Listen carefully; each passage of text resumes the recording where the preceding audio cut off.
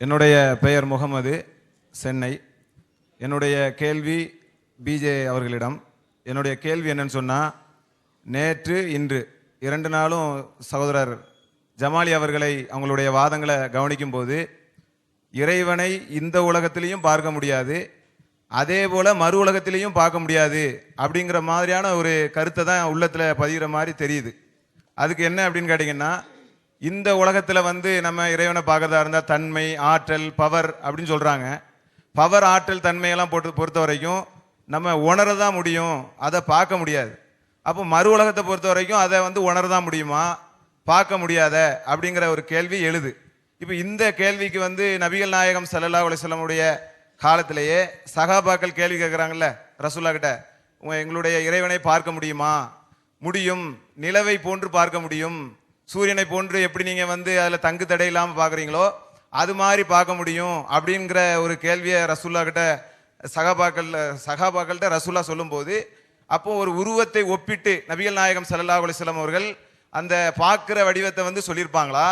அப்போ நம்ம உணர்ற ஒரு தன்மையாக இருக்குமானால் பார்க்கிற ஒரு வடிவத்தோடு மறுமையை கம்பேர் பண்ணி நபிகள் நாயகம் ஸல்லல்லாஹு அலைஹி வஸல்லம் அவர்கள் சொல்லியிருப்பாங்களா அப்படிங்கிறது ஒரு கேள்வி.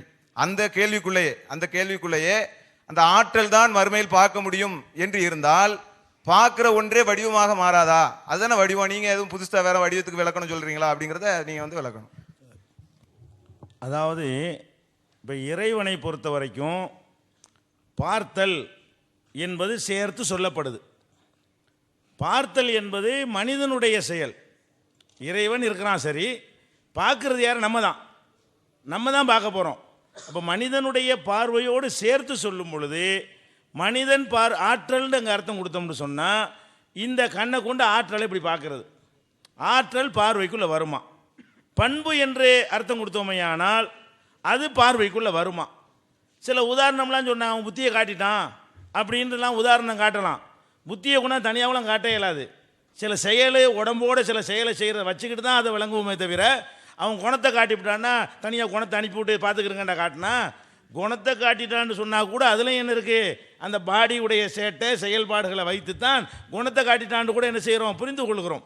அப்போ பார்த்தல் என்பதோடு சேர்த்தாலேயே நீங்கள் என்னவா சொன்னாலும் சரி, பார்த்துட்டா அது உருவமாகிவிடும். நம்ம கண்ணுக்கு தெரிந்து விட்டால் உருவமாகிவிடும். அதுக்கு அதிகபட்சமாக அவங்க என்ன மறுப்பாங்கன்னு கேட்டால், இந்த வெளிச்சம்ன்றுவாங்க. வெளிச்சம்னு சொல்லிவிட்டால் இந்த வெளிச்சத்துக்கு உருவம் இருக்குதா பார்க்குறமே அப்படின்ட்டு ஒன்று தான் சொல்ல முடியும். வேறு எந்த பொருளாக இருந்தாலும் என்ன செய்ய முடியாது? பார்க்க முடியாது. உருவமற்றதை ஒன்று பார்ப்பதற்கு உதாரணம் காட்டுவதாக இருந்தால் வெளிச்சம்னு காட்டுவாங்க. வெளிச்சமாக பார்ப்பார்கள்னு. அந்த வெளிச்சம்னா என்ன வெளிச்சம்? வெளிச்சம் 2 வெளிச்சம் இருக்குன்னு நான் ஒரு கேள்வி பதில் சொல்லும்போது சொல்லியிருக்கிறேன். ஒரு வெளிச்சம் ஒரு பொருளாக இருந்து அதிலிருந்து வெளிச்சம் வருவது, இந்த விளக்கு மாதிரி, டீப் லைட் மாதிரி, சூரியன் மாதிரி, அதிலிருந்து வெளிச்சம் வருவது, அது ஒரு வகை. இன்னொரு வகை என்ன? அது எங்கே இருந்தோ வரக்கூடிய படக்கூடிய வெளிச்சம், வெயில், இந்த வெளிச்சம், இதெல்லாம் இருக்குது. இதை உருவம் இல்லை, இதுக்கு உருவம் இல்லை கண்டிப்பாக.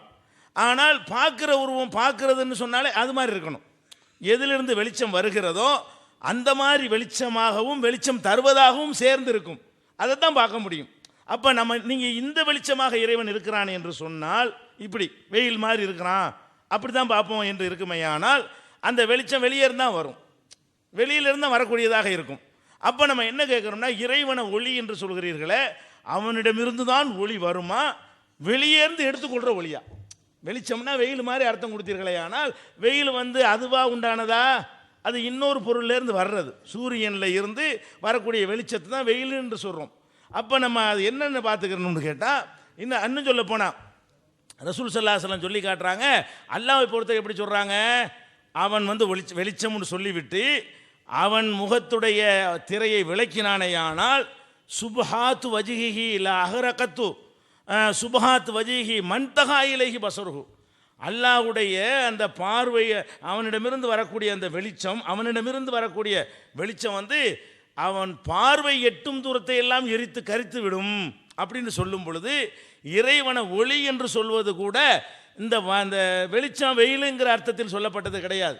அதிலிருந்து வெளிச்சம் வருது. அதாவது இறைவன் அவனிடமிருந்தும் ஒரு வெளிச்சம் வருது அப்படிங்கிற ஒரு மெட்டீரியலோடு உள்ள வெளிச்சத்தை தான் அங்கே சொல்லப்படுகிறது. அதனால தான் பார்வைப்படும் இடத்தை எல்லாம் கருக்கி விடும் என்று எல்லாம் சொல்லி காட்டுறான்.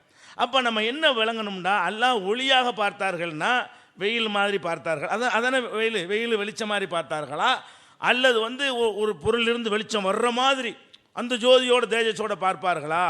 அப்படி பார்ப்பார்கள் நீங்கள் சொல்லிவிட்டீர்களே, ஆனால் வெளிச்சத்தோடு உள்ள உருவம்னு தான் அர்த்தம். இந்த லைட்டுகள்லாம் ஒப்பிட்டுன்னு சொல்லக்கூடாது. சூரியன் மாதிரி பார்த்தார்கள்னு சொன்னாலேயே அந்த சூரியன் வெளிச்சமும் தருகிறது, அது ஒரு பொருளாகவும் இருக்கிறது. அதையும் வெளிச்சம் 100 என்று என்ன செய்கிறோம், சொல்லி காட்டுறோம்.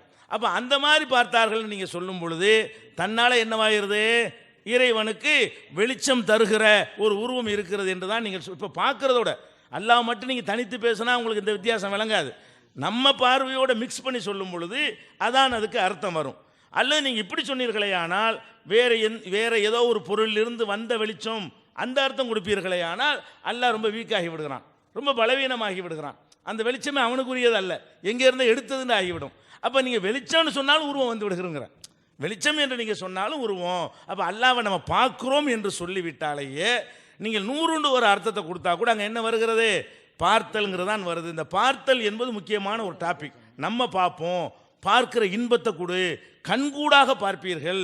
சூரியனை சந்திரனை எப்படி தங்குதடை இல்லாமல் பார்க்கிறீர்களோ அப்படி பார்ப்பீர்கள் என்றெல்லாம் சூரியனை வெயில பார்ப்பீங்க என்று உதாரணம் காட்டல ரசூல் ஸல்லல்லாஹு அலைஹி வஸல்லம். சூரியனை காட்டுறாங்க. சூரியன்கிறது என்ன, அது ஒளியாகவும் ஒரு மெட்டீரியலாகவும் இருக்கிறது. அப்படியான ஒரு பொருளை அல்லாஹ் உதாரணமெல்லாம் காட்டியிருக்கிறார்கள். அப்போ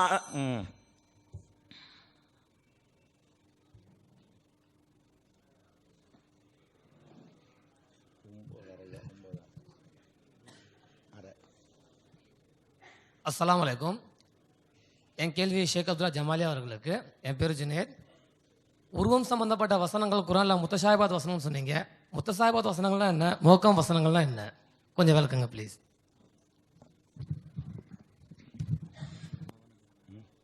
இறைவன் குர்ஆனிலே கூறின வசனங்களை 2 வகைகளாக பிரித்து காட்டுறான். ஆயாத்து முஹக்கமாத்,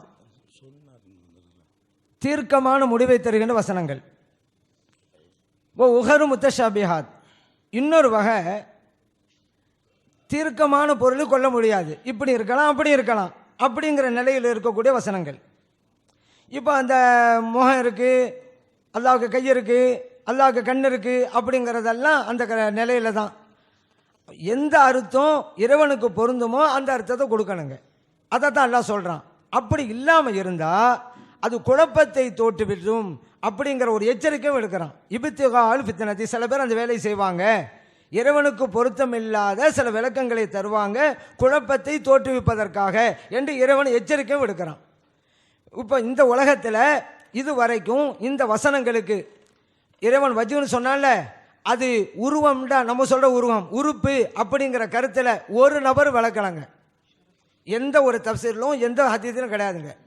அல்லாஹ்வுக்கு கை இருக்கிறதாக விரல் இருக்கிறதாக ஹதீஸில் இருக்குங்களாங்க, அங்கெல்லாம் உறுப்பைத்தான் குறிக்கிறது என்கின்ற விளக்கம் எந்த இமாமும் சொல்லலைங்க. இதில் நம்ம புரியலாம். அப்போ இறைவனுக்கு பொருத்தமான மீனிங் தான் கொடுக்கணும், தெரிஞ்சால் கொடுங்க, இல்லாட்டி இறைவன்கிட்ட ஒப்படைச்சிருங்க. அப்படித்தான் எல்லா இமாமும் சொல்கிறாங்க. இறைவன்கிட்ட ஒப்படைக்கணும், அதை அப்படியே வைக்கணுன்ற ஒன்று சில பேர் என்ன நினச்சிடறாங்க, அது விளங்காதனால அப்படியே வைக்கணுன்ட்டாங்கல்ல, கையண்டே சொல்லிவிடுங்கிறாங்க. அவங்க சொன்ன அர்த்தம் வேற. அப்படியே வைங்கன்னு சொல்லும் பொழுது சிஃபத்துங்கிற வார்த்தையை போடுறாங்க. இறைவனுக்குள்ள பண்பு என்று சொல்லுங்கள், இறைவனுக்கு தகுதியான பண்பு என்று சொல்லுங்கள். ஐயன் கண்ணுண்டு வார்த்தை வந்தாலும் இறைவனுக்கு தகுதியான பண்புன்னு சொல்லுங்க, உறுப்புன்னு சொல்லிவிடாதீங்க. அப்படி தான் சொன்னாங்க. ஆனால் அப்படியே தானே சொன்னாங்க, அதனால் உறுப்புன்னு தான் நம்ம வழங்கணும் அப்படின்னு சொல்கிறாங்க. இதை ஜமாலி சொல்கிறாரு, எப்படி ஏற்றுக்கொள்ளணும் பார்க்க வேணாம். இவங்க 6 அமர உட்கார்ந்து குர்ஆன் ஹதீஸ் இவர்களுக்கு தந்த இமாம்கள் எவ்வளவு விளக்கம் இருக்குது. அவர்கள் மதிக்கிற இமாம்கள் கூட எத்தனை கிதாப் எழுதியிருக்கிறாங்க பார்க்கட்டும். எங்காவது இறைவனுக்கு உருவம் உண்டு, உறுப்பு உண்டு, ஜாரிஹான உறுப்பு, அப்படி எந்த இமாம் அவர்கள் மதிக்கிற இமாம்களாக சொல்லியிருக்கிறாங்களா? இந்த வசனங்களுக்கோ குர்ஆன் ஹதீஸில் வந்த அந்த வார்த்தைகளுக்கோ அப்படி சொல்லியிருக்காங்களா? ஆய்வு செய்யட்டும். இது ஜமாலி சொல்லிட்டார எப்படி கேட்கணும்னு நினைக்க வேணாம். ஏன்னா இது மறுமை பிரச்சனை. சில பிரச்சனைகளை கருத்து வேறுபாடு இருக்கலாம். ஆனால் இதை நாம தவறாக விளங்கிக்கிட்டு இப்படித்தான் ஒரு முடிவுக்கு அதனால் மறுமை வாழ்வை இழந்துடக்கூடாதுங்க. இப்போ நம்ம என்ன சொல்கிறோம், இதை நம்முடைய கருத்தாக மட்டும் சொல்லலை, நீங்கள் சொல்கிற, அதாவது நீங்கள்டாக்க இந்த கருத்தை உள்ளவர்களுக்காக நான் சொல்கிறேன். அவர்களுக்கு சொல்கிற கருத்து தான் உறுப்புங்கிற கருத்தை தான் மற்றவங்களாம் சொல்லியிருக்காங்க. ஒருவராவது அவர் மதிக்கிற இமாம்களை ஒருவராவது சொல்லியிருக்காங்களா போய் பாருங்க, கிரணங்களை பாருங்க. யாரா ஒரு ஆளாவங்க சொல்லாமல் இருப்பாங்க? இப்படி இருந்திருந்தா அமர யோசிங்க. ஜமாலி சொல்லிட்டனால மறுத்து பேசுன அவசியமே கிடையாது. அது இன்னைக்கே எனக்கு ஒப்புக்கொண்டு ஆணுங்கிறது எனக்கு அவசியம் கிடையாது. உண்மையை உணர்ந்துட்டா அது போதும், அதான் வெற்றி. மறுமை வாழ்வு எல்லாருக்கும் வெற்றியாக அமையணும். அல்லாஹ் யாருன்னு புரியணும். நல்லா யோசிங்க, எல்லாருக்கும் தான் பாருங்க. ஒரு இடத்துலையாவது எதுங்கிற வார்த்தைக்கு உறுப்பு தான் இந்த இமாம் சொல்லியிருக்காங்க அப்படிங்க பாருங்க. அப்படி இருந்தால் அந்த பிறகு நீங்கள் நடங்க. அப்படி இல்லையங்க, அப்படி அர்த்தம் இல்லையங்க, இருந்திருந்தாலும் சொல்லிப்பாங்களங்க. மூமின்களுடைய கொள்கையும் அப்படித்தாண்டா. நபி இமாம் இந்த உருவம் கற்பித்தல் யஹூதிய கொள்கைன்னு மென்ஷன் பண்ணுவாங்களா அவங்க கிதாபில்? நம்ம கொள்கையும் அதுன்னு சொன்னால் யஹூதிய கொள்கை அதுன்னு ஏன் சொல்லணும்? எந்த இமாமும் சொல்லலைங்க. அதனால் மறுமை வாழ் வெற்றிக்கு அமர யோசித்து நாம் சொல்லுகிற இந்த உறுப்புங்கிற மீனிங்க ஒருவராவது சொல்லியிருக்காங்களா? சலாசன் காலத்திலேருந்து சாபா பருவத்திலேருந்து இமாம்கள் வரைக்கும் ஒருவராவது உறுப்புங்கிற அர்த்தம் சொல்லியிருக்காங்களா? யோசிங்க. அதை அப்படியே வைங்கன்னு சொன்னாங்க. அந்த இடத்திலும் சிஃபத்துங்கிற வார்த்தை தான் இருக்கிறது. அதனால் எதை எப்படியோ அப்படி புரிவோம், அதுதான் வெற்றி இருக்கிறது. இந்த முத்தஷாபியானத்தில் இதுதான் அர்த்தம்னு சொல்ல வேணாம். இப்போ ஒரு ஆள் இல்லைங்க இது குதிரத்து தாங்க அப்படின்னு சொல்ல வேணாம். ஏன்?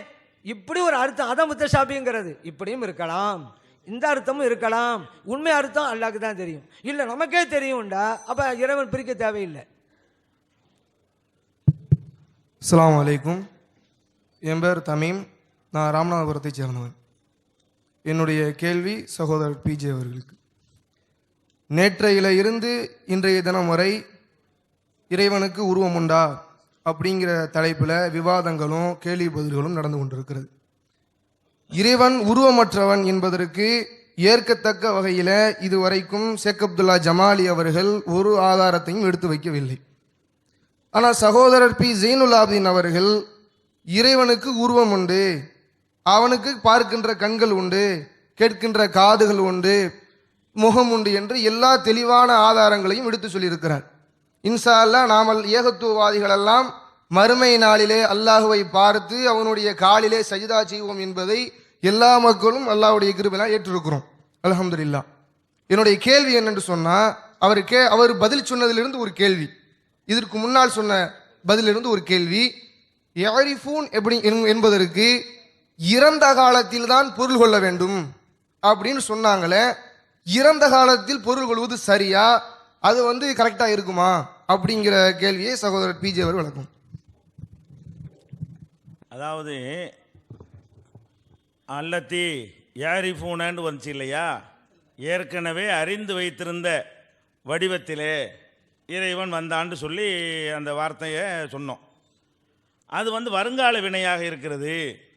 வருங்கால வினையாக இருக்கும் பொழுது ஏற்கனவே அறிந்து வைத்திருக்கிறார்கள்னு அர்த்தம் வராது.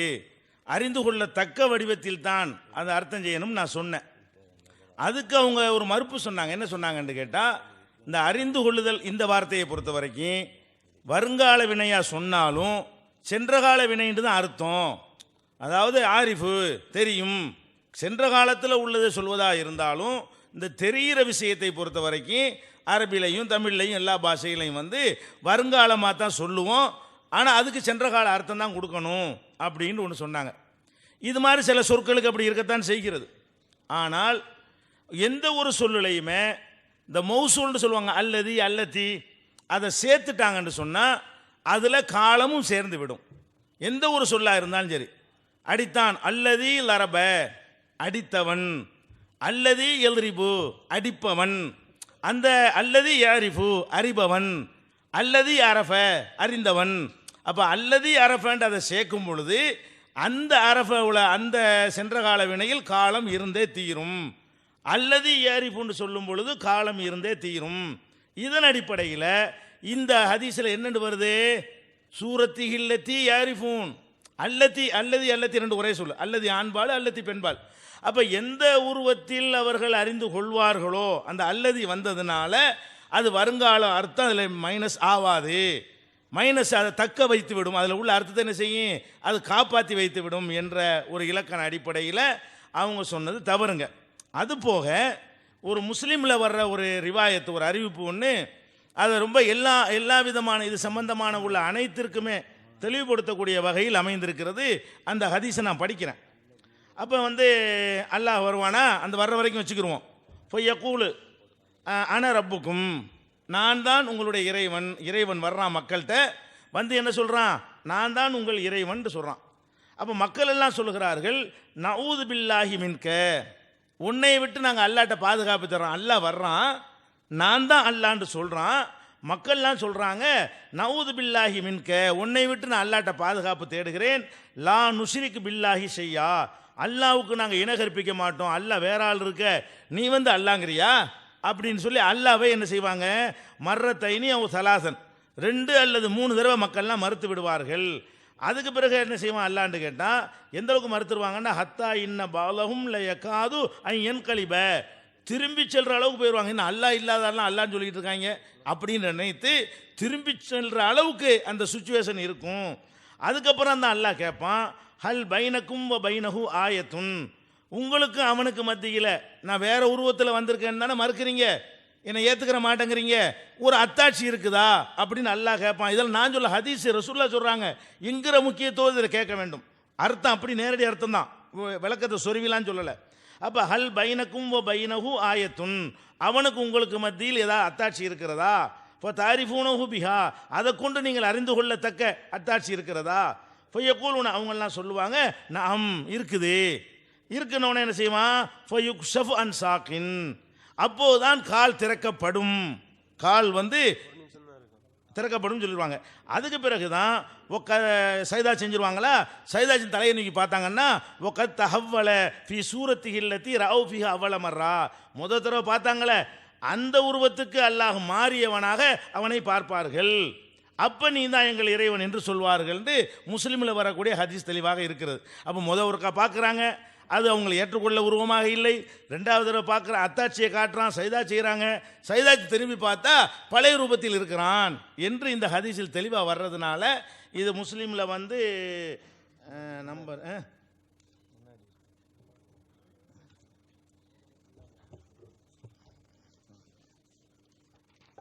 நம்பருக்கு அந்த மாதிரி 269 ஹதீஸில் இது பதிவு செய்யப்பட்டிருக்கு. அப்போ முன்னாடி ஒருக்கா பார்க்குறாங்க, அது ஏற்றுக்கொள்கிற வடிவமாக இல்லை, அப்புறம் மறுக்கிறாங்க, அப்புறம் 2வது தடவை பார்க்குறாங்கன்றதுல முதல் தடவை எப்போ பார்த்தான்னு கேட்டதுக்கு அது பதிலாக இருக்குது. அஸ்ஸலாமு அலைக்கும். என் பேர் ரசூல் முஹையீன் மன்பை பிலாலி. என்னுடைய கேள்வி, கடைசியாக கேட்ட இந்த சகோதரருடைய கேள்விக்கு நம்முடைய தரப்புலேருந்து பதில் என்ன? அதிலும் குறிப்பாக அவர் கடைசியாக அந்த கேள்வி கேட்கும்போது ஒரு வார்த்தையை மென்ஷன் பண்ணார், அல்லாஹ்வுடைய காலில் நாளைக்கு கியாமத்தில் அவங்க சஜா செய்கிறதாக அவர் மென்ஷன் பண்ணார். அப்போ கியாமத்தில் தான் அல்லாஹ்வுடைய காலுக்கு அடியில் சஜா செய்ய முடியுமா, இல்லை இந்த உலகத்துலேயும் காலுக்கு அடியில் சஜா செய்ய முடியுமா? கால் என்பது இங்கே தான் இருக்குதா, இல்லை கியாமத்தில் இருக்குதா? இதுக்கு நம்மளுடைய தரப்புலேருந்து பதில் என்ன? அன்பார்ந்த பெரியவர்களே, இந்த காலுக்கு சஜிதா அப்படிங்கிற அந்த பிரச்சனையை இந்த சாக்குங்கிறது கால் அர்த்தம் வச்சனால வந்த வேணாதான். இறைவனுக்கு சஜிதாண்டா சரி, இது அல்லாவை கண்ணியப்படுத்துகிறோம். அல்லாவுடைய காலுக்கு சஜிதான்னு சொன்னால் அதில் அல்லாவுக்கு நம்ம கண்ணியத்தை கொடுக்குறோம். அதனால தான் நம்ம சொல்கிறோம் எதுக்குமே உரிய அர்த்தம் கொடுக்கணும். இப்போ அல்லாஹ் தாலா தன்னுடைய காலை நரகத்தில் வைப்பாண்டு இருக்குதுன்னு வச்சுக்கிறோங்க. அதனால் அல்லாஹ் நரகத்துக்கு போகிறான் அப்படின்னு சொன்னாக்க அல்லாஹ் மதிக்கிறதா? அல்லாஹ் தாலா தன்னுடைய வல்லமையை எங்கே பயன்படுத்துகிறான் அப்படின்னு சொன்னால் அதுக்கு மதிப்பு இருக்குது. அப்போ என்ன பிரச்சனைண்டா, ஒரு இடத்துல ஒரு பொருளுடைய அர்த்தத்தை அல்லாஹ்வுடைய மாண்பை பாதுகாக்கிற வகையில், இறைவனுடைய மகிமையை அதிகப்படுத்துகிற வகையில் அர்த்தம் கொடுக்கணும் அப்படிங்கிறோம்.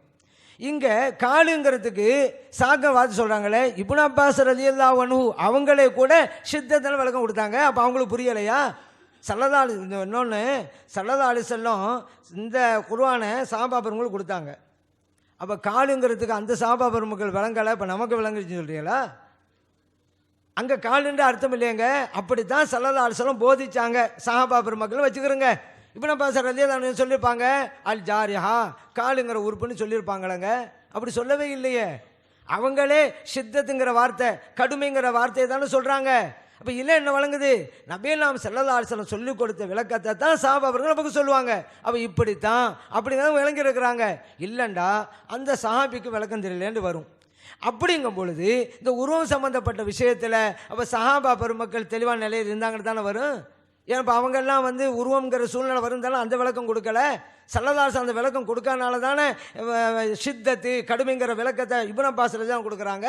இதெல்லாம் யோசிச்சு பார்க்கணும். அதானே யாருக்கும் சொல்லிட்டேனே, இறைவனுக்கு உறுப்பு இருக்கிறதாக வருகிற அந்த வார்த்தைகள் இருக்குத குர்ஆனிலையும் ஹதீஸ்கள்லையும், அதுக்கு விரிவுரை நூல்கள் தப்சீர்கள் எதுலேயுமே இது இறைவனுடைய உறுப்பை குறிக்கிறதுங்கிற விளக்கமே கிடையாதுங்க.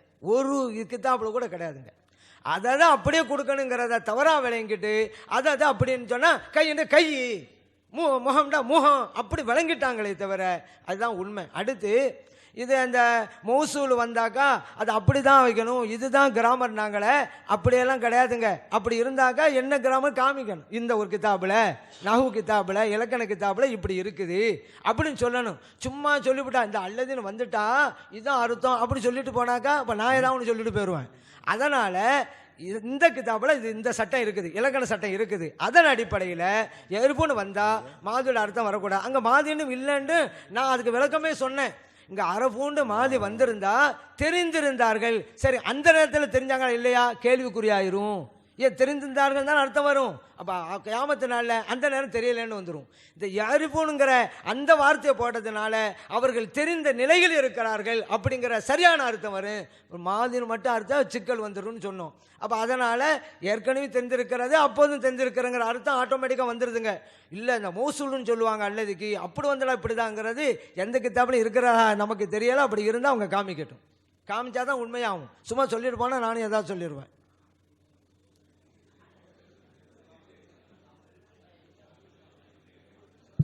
அஸ்ஸலாமு அலைக்கும். என் பேர் ஹாதர் அலி, சைதாபேட்டிலேருந்து வரேன். என்னுடைய கேள்வி சகோதரர் பிஜேன் அவர்களுக்கு. அதாவது சற்று முன்பு ஒரு சகோதரர் கேட்ட கேள்விக்கு சகோதரர் ஜமாலி அவர்கள் பதிலளித்தாங்க. அதாவது அல்லாஹ் அர்ஷில் இருக்கிறான் அப்படிங்கிற கேள்வி அவர் கேட்டாங்க. அர்ஷில் இருக்கிறான்னா எவ்வளோ உயரத்தில் இருக்கிறான் அப்படிங்கிற மாதிரி அவங்க கேள்வி வைக்கும்போது அந்த அர்ஷில் இருக்கிறான் அப்படிங்கிற அந்த அரபி பதத்துக்கு வேற ஒரு பொருள் இருக்கிறதா சகோதரர் ஜமாலி அவர்கள் சொன்னாங்க. அப்படி அதுக்கு வேற ஒரு அர்த்தம் இருக்குதா? அவர் சொன்னது சரியாங்கிறது என்னுடைய கேள்வி. அஸ்ஸலாமு அலைக்கும். சரி, அதாவது அல்லாஹ் அரிசில் இருக்கிறான் என்ற உடனே அது சம்பந்தமாக 2-3 கேள்விகள் இங்கே வைக்கப்பட்டிருக்கனால எல்லாத்தையும் இணைத்தே நான் சொல்லிவிடுகிறேன். அரிசில் இருக்காண்டவனை என்ன செய்கிறாங்கன்னு கேட்டால் ஆதிக்கம் செலுத்துகிறான், ஆட்சி கட்டில் இருக்கிறான். நம்ம உலகத்தில் சொல்ல மாட்டோமா, மன்மோகன் சிங் ஆட்சி கட்டில் இருக்கிறாருன்னு சொல்லுவோம். அப்போ கட்டில் உட்கார்ந்துருக்காருன்னு அர்த்தமா என்கிற அடிப்படையில் அரிசி என்பதற்கு அந்த மாதிரி ஒரு அர்த்தம் கொடுக்கணும் என்று ஒரு வியாக்கியானத்தை கொடுத்துட்றாங்க. கோளாறு அங்கே தான் பிரச்சனை, கருத்து வேறுபாடு பிரச்சனைலாம் எங்கே வருது? அந்த அரிசி என்பது ஆட்சி அதிகாரத்தை காட்டக்கூடிய ஒரு அடையாள சொல்லு, அது ஒரு மெட்டீரியலை குறிக்கக்கூடிய சொல்லு இல்லை என்ற மாதிரி சொல்கிறாங்க. ஆனால் ஆட்சி கட்டில்னு சொன்னால் அந்த அர்த்தம் இருக்குது. ஆட்சி கட்டில்னு ஒரு கட்டில் கிடையாது தானே. ஒரு சகோதரர் அழகாக கேட்டார், கட்டில் இருக்கிறது, ஆட்சி கட்டில்னு ஒரு பொருள் இருக்கவா செய்யுது? இல்லாத ஒன்று சொல்லும் பொழுது அதிகாரத்தான் குறிக்கிறாங்கன்ற அர்த்தம் வந்துடுங்க. ஒரு கட்டிலை காட்டி கட்டிலில் படுத்து கிடக்கிறாருன்னு என்ன அர்த்தம் வரும்? கட்டில் தானே அர்த்தம் வரும். சேரை காட்டி சேரில் உட்காந்துருக்கிறான்னு என்ன வரும்? அப்போ ஆட்சி சேர் இந்த வர்ணனையை சேர்க்கும் பொழுது அதுக்கு வேற ஒரு பொருளாகிவிடும். ஆனால் இவங்களே அந்த அரசுக்கு என்ன விளக்கம் சொன்னாங்க? அரசை பற்றி பேசும் பொழுது அது ஒரு பொருள்னு ஒத்துக்கொண்டார்கள். எவ்வளோ பெருசு குர்சிங்கிற சின்னது, அந்த குர்சிக்குள்ளேயே இந்த பூமி வானமெல்லாம் அடங்கிரும். அப்போ அந்த குர்சியை விட பெருசு அரிசுன்னாங்க. அப்போ அந்த அரிசி என்பதை பவரு சக்தி ஆற்றல் என்று அவங்க சொல்லலை. முதல்ல என்ன சொன்னாங்க? அரிசின்னா அது ஒரு பிரம்மாண்டமான ஒரு பொருள். எவ்வளோ பெரிய பொருள், அதுக்கு கீழே குர்சி இருக்கும், குர்சிக்குள்ள அம்புட்டுமே இருக்கும் அப்படின்னு சொன்னால் அதை ஒரு பொருளாக சொல்லிட்டீங்க. அது ஒரு பவரு, அது ஒரு சக்தி அப்படின்னு சொல்லி இருந்தால் நீங்கள் என்ன செய்யலாம்? அதில் உட்கார்ந்ததுக்கு நீங்கள் அர்த்தத்தை மாற்றலாம். நீங்கள் மெட்டீரியலாக சொன்ன பிறகு அரசுங்கிற பிரம்மாண்டமானது, அதில் அந்த மலக்குகளுடைய காது சோனைக்கு இவ்வளோ தூரம் இருக்கு, அப்போ எவ்வளோ பிரம்மாண்டமான ஆள் தூக்கிட்டு இருக்கிறாரு என்கிற மாதிரி ஒரு பொருளாக சொன்ன பிறகு அதில் இருக்கிறான் என்றால் என்ன அர்த்தம்? மேற்று என்ன விளங்கணும்னு கேட்டால், ஆட்சி கட்டில்னு இலக்கியமாக சொன்னதை வச்சுக்கிட்டு ஃப்ளைட்டில் போயிட்டு இருப்பார், ஆனால் அவர் ஆட்சி கட்டில் இருப்பார்னு சொல்லுவோம், கட்டில் இருக்க மாட்டார் அப்படிங்கிற மாதிரி சொல்லா. இது அது எப்போ சரியாக வரும்? ஆட்சி கட்டில்னு ஒரு பொருளை இல்லாட்டி அது அந்த அர்த்தம் சரியாக வரும். அரசுன்னு தான் உனக்கு இருக்குன்னு ஒத்துக்கிட்டீங்களே, பிரம்மாண்டமான சைஸ்ன்னு ஒத்துக்கிட்டீங்களே, அட அல்லாதான் அதில் இல்லாட்டாலும் மலைக்கு தூக்குறாங்கன்னு ஒத்துக்கிட்டீங்களே, 8 மலைக்கு தூக்குறாங்கன்னு ஒத்துக்கிட்டீங்களே. 8 மலைக்கு தூக்கக்கூடிய பிரம்மாண்டமான மிக சொல்லி காட்ட முடியாத அவ்வளோ பெரிய பிரம்மாண்டமான சைஸில் ஒரு பொருளை சொல்லி அதில் இருக்கிறான்னு சொல்வது எப்படி அந்த அர்த்தம் வரும்? ஒரு பெரிய கட்டில் காட்டி இந்த கட்டிலில் இருக்கிறான்னு சொன்னால் நான் கட்டிலுக்கு சைஸ் எல்லாம் சொல்லி 8க்கு 10 கட்டிலில் மன்மோகன் சிங் உட்கார்ந்துருக்கிறாருன்னு ஆட்சின்னு வருமா? 12க்கு 20 கட்டிலில் வந்து அவர் இருக்கிறாருன்னு சொன்னால் சைஸை சொல்லிட்டு சொன்னால் அதுக்கு அதிகாரம் அந்த மாதிரி பவர் வருமா? அப்போ அரசுங்கிறது நீங்கள் எப்போ இந்த வாதம் வைக்கலாம்? அரசுன்னு ஒன்று இல்லை, அல்லாவுக்கு நீங்கள் எப்படி சொன்னீங்களோ அது மாதிரி என்ன செய்யணும்? அரசுலாம் ஒரு பொருள்லாம் கிடையாது, சும்மா பவர் சக்தின்னு தான் அதுக்கு அர்த்தம் அப்படின்னு நீங்கள் சொன்னீர்களே. ஆனால் அதில் போய் உட்கார முடியுமான்னு கேட்கலாம். உட்கார முடியக்கூடிய ஒரு பொருளை சொல்லிவிட்டு அதில் உட்கார முடியுமான்னு நீங்கள் கேட்குறீங்க. பொருள் உட்கார முடியுதா இருக்கா இல்லையா? அது என்னத்துக்கு பின்ன? என்னத்துக்கு அல்லாஹ் உட்கார்றதுக்கு அது என்னத்துக்குன்னு? அல்லாஹ் இருப்பதற்கு அதிகாரம் செலுத்துவதற்கு இந்த அரசுங்கிற ஒரு பொருள் என்னத்துக்கு? அப்போ நீங்கள் என்ன விளங்கணே? அரசு என்பதை நீங்கள் ஒரு பொருள் என்று, பிரம்மாண்டமான பொருள் என்று நாங்களும் சொல்லியிருக்கிறோம். நாங்கள் அதை மறுக்கலை, நீங்களும் சொல்லியிருக்கு, எதிர்த்தரப்பில் உள்ளவர்களும் அதை சொல்லியிருக்கிறார்கள். அப்போ இந்த அர்த்தம் வருமானு ஒரு சகோதரோட கேள்வி கேட்டார். அந்த கேள்விக்கு தான் நினைஞ்சாங்க மன்மோகன் சிங்கே ஃப்ளைட்டில் போனார்னு பதிலை சொல்லிட்டு போயிட்டாங்களே தவிர மெட்டீரியலாக இது சொல்லப்பட்டிருக்கா இல்லையா? பொருள் ஆட்சி கட்டில்னு இல்லை, அரசுன்னு இருக்குது. அரசுங்கிற ஒரு பொருள், அது சைஸு எல்லாமே இருக்கிறது, ஓரளவு அது எடை உள்ளது என்று சொல்லப்பட்டிருக்கிறது. ஜினத் அரிசின்னு வந்திருக்கிறது. எடை உள்ளது, சைஸ் உள்ளது, எல்லாத்தையும் உள்ளடக்கக்கூடியது, மலக்குகள் தூக்கி நிப்பாட்டக்கூடியது, தண்ணீரில் இருக்கக்கூடியது என்றெல்லாம் அப்படி ஒரு பொருளாக சொல்லி இருக்கும் பொழுது அதில் அல்லாஹ் இருக்கிறாங்கிறது அதிகாரம் செலுத்துறாண்டா வரும். அதுக்கே அப்படி ஒரு பொருளை கொண்டு படைச்சு அதில் போய் இருக்கான்னு சொல்லணும். அப்படி வருமான்னு கேட்டதுக்கு பதில் இல்லை.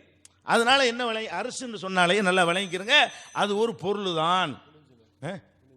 முடிஞ்சா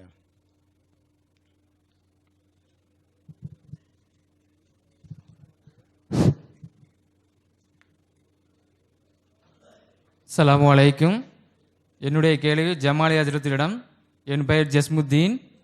ஒரு சகோதரர் கேட்ட கேள்விக்கு பதிலளிக்கும் போது ஜமாலி அவர்கள் உலகத்தில் வாழ்ந்த எந்த ஒரு அறிஞரும் இறைவனுக்கு உருவம் உண்டு என்ற கொள்கையை கூறியதற்கு எந்த ஆதாரமும் இல்லை என்று கூறியவுடன் மீண்டும் ஒரு சகோதரர் ஜமாலி அவர்களிடத்தில் கேட்ட அதே கேள்வியை பிஜே அவர்களிடம் கேட்டபோது ஜமாலி அவர்கள் கூறிய பதிலை ஏற்றுக்கொண்ட பிஜே அவர்கள் உலகத்தில் வாழ்ந்த எந்த அறிஞரும் இறைவனுக்கு உருவம் உண்டு என்பதற்கு ஆதாரம் காட்டவில்லை, ஏன் என்பதை தெளிவுபடுத்தும்.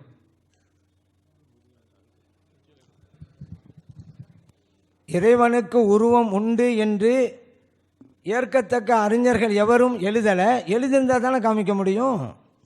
அதான் எழுதலைன்னு சொல்கிறோமே.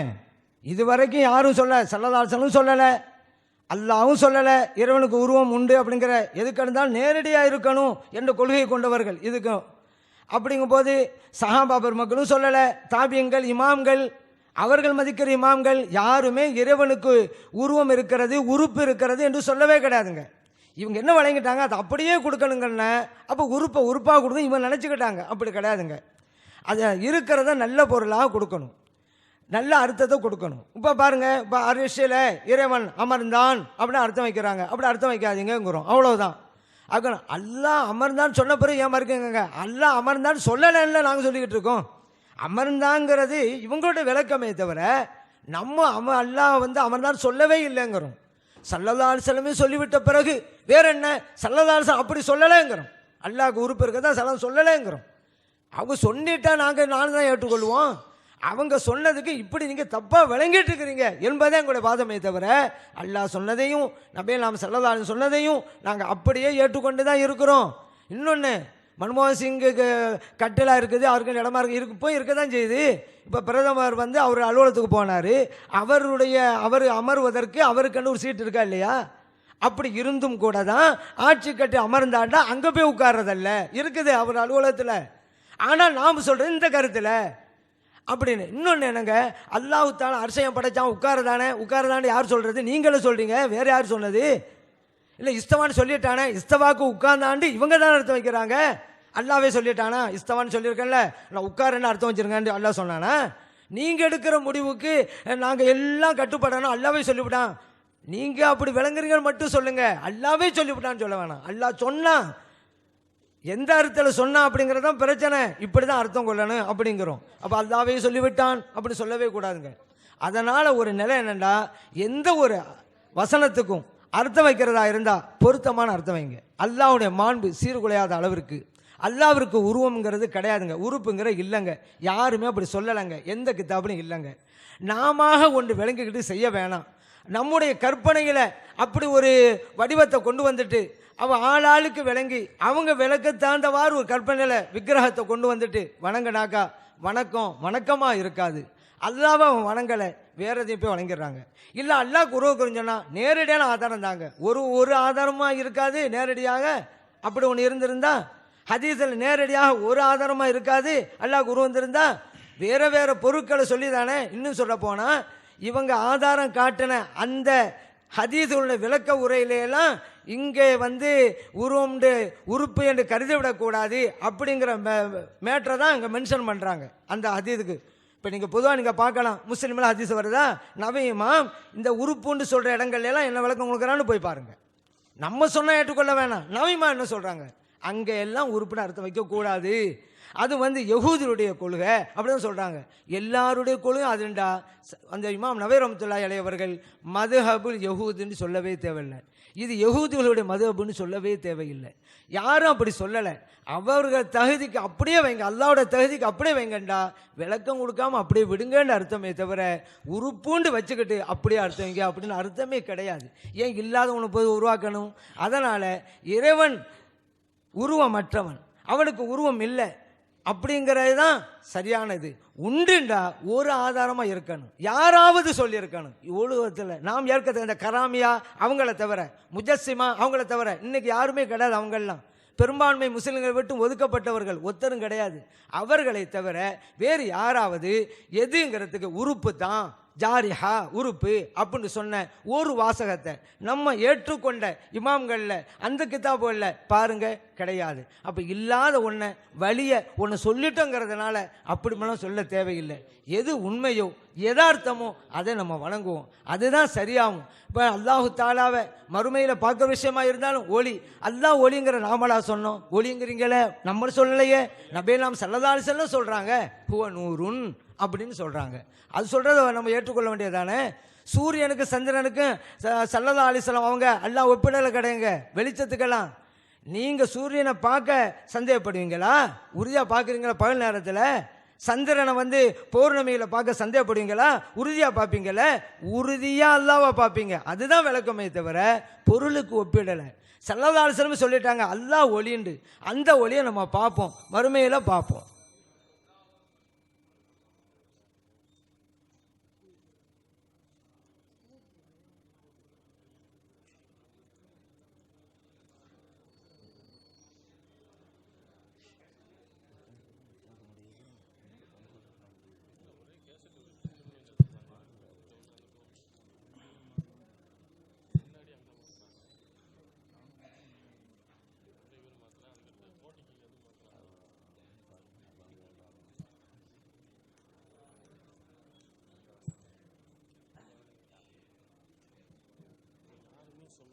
அஸ்ஸலாமு அலைக்கும். என் பேர் அஜ்மல் கான், சைதாப்பேட்டிலேருந்து வரேன். அண்ணன் பிஜே அவர்களுக்கு கேட்குறேன். அதாவது அல்லாஹ் அரிசில் இல்லை அப்படின்னு சொல்கிறாரு. அப்புறம் என்ன மெஹராஜ் இரவில் நபிய நாயகம் ஸல்லல்லாஹு அலைஹி வஸல்லம் அல்லாஹ் கீழே பூமியில் தான் நபிய நாயகம் ஸல்லல்லாஹு அலைஹி வஸல்லம் மெஹராஜ் இரவுக்கு கூட்டிகிட்டு போனான் அப்படின்னு சொல்கிறாரு. அப்போ அல்லாஹ் அரிசினும் இல்லை, திடீர்னு பூமிக்கு வந்தான், அங்கே வந்தான்னு சொல்கிறாரு. மறுபடியும் ஒரு சில பதில் சொல்கிறாரு, பூமிக்கெலாம் வர முடியாது, இது வேற வாக்கியம், பூமிக்கு வந்தான் கிட்ட வந்தாலாம் நீங்கள் இது பண்ணக்கூடாது, அதுக்கு வல்லமைன்னு சொல்லணும். அப்படி அல்லாஹ் எங்கே இருக்கான் ஏது இருக்கான் அப்படின்னு போய் மாற்றி மாற்றி சொல்கிறாங்க. அதனால எனக்கு அல்லாஹ் எங்கே இருக்கான், அரிசியில் தான் இருக்கானா, வேற எங்கெங்கே இருக்கான்னு சொல்லிட்டு கொஞ்சம் விளக்கம். அதாவது மேராஜ் சம்பந்தமாக அவங்க சொல்லும் பொழுது ஒரு கருத்தை பதிவு செஞ்சாங்க.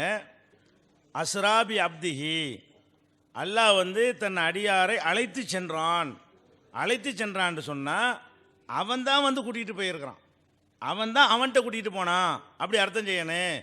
அவன் அங்கே இருந்துக்கிட்டு ஆள் அனுப்பி கூப்பிட விடலை அப்படின்ட்டு ஒரு வியாக்கியானத்தை கொடுத்தாங்க. இப்போ அல்லாவே தானே கூட்டிகிட்டு போகிறான். அல்லாவே கூட்டிகிட்டு போகும்போது வானத்துக்கு போகிறாங்க, யார் விடமாட்டேங்கிறாங்க. அல்லாஹ் கூட்டிகிட்டு போகிறான், அல்லாவுக்கே பர்மிஷன் இல்லை. நீ யார், முகமது, ஜிப்ரீலு, உன்னோட யார் இருக்கிறா, முகமது இருக்கிறாரு, அழைப்பு இருக்குதா, அப்பாயின்மெண்ட் இருக்குதா, ஆமாம், அப்புறமேல் திறக்கிறாங்க. கூட்டிகிட்டு போகிறது அல்லான்னு சொன்னால் அப்பயும் அங்கே வந்து இத்தனை கிராஸ் நடக்குது. அல்லா தானே சொல்கிறான், அல்லா கூட்டிகிட்டு போய் இப்போ மடமடன்னு எல்லாம் திறந்துட்டு உலகாத, அல்லா பர்மிஷன் கேட்டுட்டு அனுமதி வாங்கிட்டா போவான். அப்போ அந்த அசுராங்கிற வார்த்தைக்கு அந்த அர்த்தம் நல்லா தெரியுது. வேணும்னு சொல்கிறது எல்லாம் வந்து அந்த அர்த்தம் இல்லாமல் எடக்கு முடக்கா சொல்லணும்னு சொன்னால் எதை வேண்டாலும் மறக்கலாம். அதாவது அதில் வந்து நம்ம கேள்வி வருமா, அதுக்கு ஒரு லாஜிக் இருக்குதான்லாம் நம்ம யோசிக்கணும். அப்போ அல்லாஹ் வந்து இங்கே வந்துலாம் கூட்டிகிட்டு போக கிடையாது, ஜிப்ரீல தான் அனுப்புகிறான், அவங்க தான் கூட்டிகிட்டு போகிறாங்க. இவங்க ஜிப்ரீல் அனுப்புனது விஷயம் அந்த மாணவர்களுக்கு கூட என்ன செய்யலை, சொல்லப்படலை. இவர் போனவன் என்ன செய்கிறாங்க, நீ வரலாம் ஜிப்ரீல், கூட ஒரு ஆளை கூப்பிட்டு வர்றீ, அதுக்கு பர்மிஷன் வேணுமே, அது கேட்டியா அப்படின்னு கேட்குறாங்க. ஆமாம் பர்மிஷன் இருக்குது. அப்புறம் திறந்து விடுறாங்க. ஒவ்வொரு வானத்திற்கு அப்படி போகிறாங்க. அப்படின்னு இருக்கும் பொழுது இந்த அல்லாஹ் வந்து இங்கே கூட்டிகிட்டு போனான்னு சொன்னா தானே அந்த அவங்க அர்த்தம் நிற்கும். அல்லாஹ் கூட்டிகிட்டு போகல, இருந்துக்கிட்டு கூப்பிட விட்டான். கூட்டிகிட்டு போனாங்கிற அர்த்தம் அடிபட்டு போச்சுல. அடிபட்டு போச்சுன்னா அவன் இருந்து கொண்டு அழைத்திருக்கிறான், ஆளை விட்டு கூப்பிட விட்டுருக்கிறான். ஆளை விட்டு கூப்பிட விட்டதுனால தான் என்ன செஞ்சாங்க, மேலே ஜிப்ரீல் அலைஹிஸ்ஸலாம் போய் பர்மிஷன் வாங்கிட்டு போனாங்க. அதனால தான் மூசா அலைஹிஸ்ஸலாம் வர்றாங்க, மரம் மேலே போகிறாங்க, மரம் 5 குறைக்க சொல்கிறாங்க, மறுபடி போகிறாங்க, மறுபடி வர்றாங்க, மறுபடி. அப்போ வந்து எந்த வானத்தில் அல்லாஹ் இருக்கிறானோ எப்படி வருது, இவங்களை கொண்டு போகிறாங்க. எங்கே கொண்டு போகிறாங்க, எந்த வானத்தில் அல்லாஹ் இருக்கிறானோ அந்த வானத்துக்கு கொண்டு போனார்கள். அப்போ அல்லாஹ் இருக்கிற வானம்னு ஒன்று சொல்லி வானத்துக்கு கொண்டு போனாங்கன்னு சொல்லலை. இவங்களை சந்திப்பதற்காக ஒரு இடம் தேவையில்லை.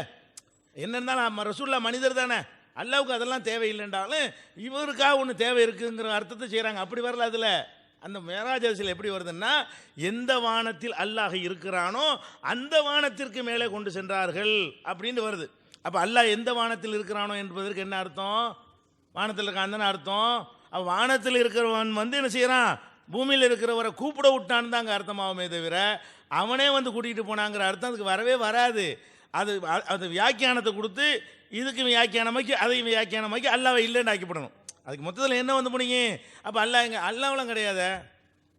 ஏன் கூப்பிட விடும்போது அவன் அதுக்கு அந்த அல்லாண்ட அர்த்தம் கிடையாது, அவங்க இருக்கிறது அல்லாண்ட அர்த்தம் கிடையாது. வேறு எதுதான் அல்லா. இப்போ கடைசியில் அல்லான்னா அல்லா இல்லை, அல்லானா அல்லா இல்லைங்கிறத சொல்வதற்கு தான் இந்த மாதிரியான வாதங்கள்லாம் உதவும்.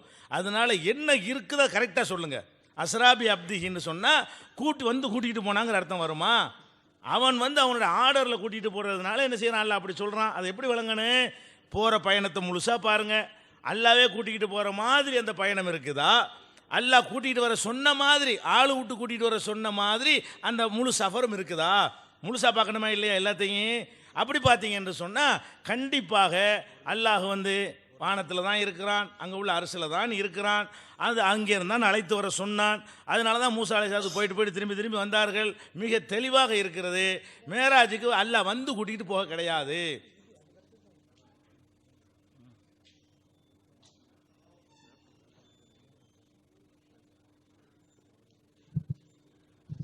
அஸ்ஸலாமு அலைக்கும் வரஹ்மத்துல்லாஹி வபரகாத்துஹு.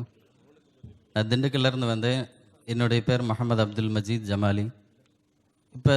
இப்போ கடைசியாக கேட்ட சகோதரர், அதற்கு பதிலளித்த சகோதரர் பிஜே அவர்கள் கிண்டலான முறையில் பதில் சொன்னாங்க.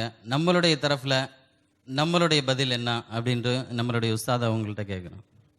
அன்பானவர்களே, அல்லாஹ் என்ன சொன்னாலும் அப்படியே நம்பணும், இல்லைண்டா கேலி கிண்டல் ஆகும் அப்படின்ட்டு இதுவரைக்கும் தத்துவம் பேசினவங்க அதே காரியத்தை செய்கிறாங்க.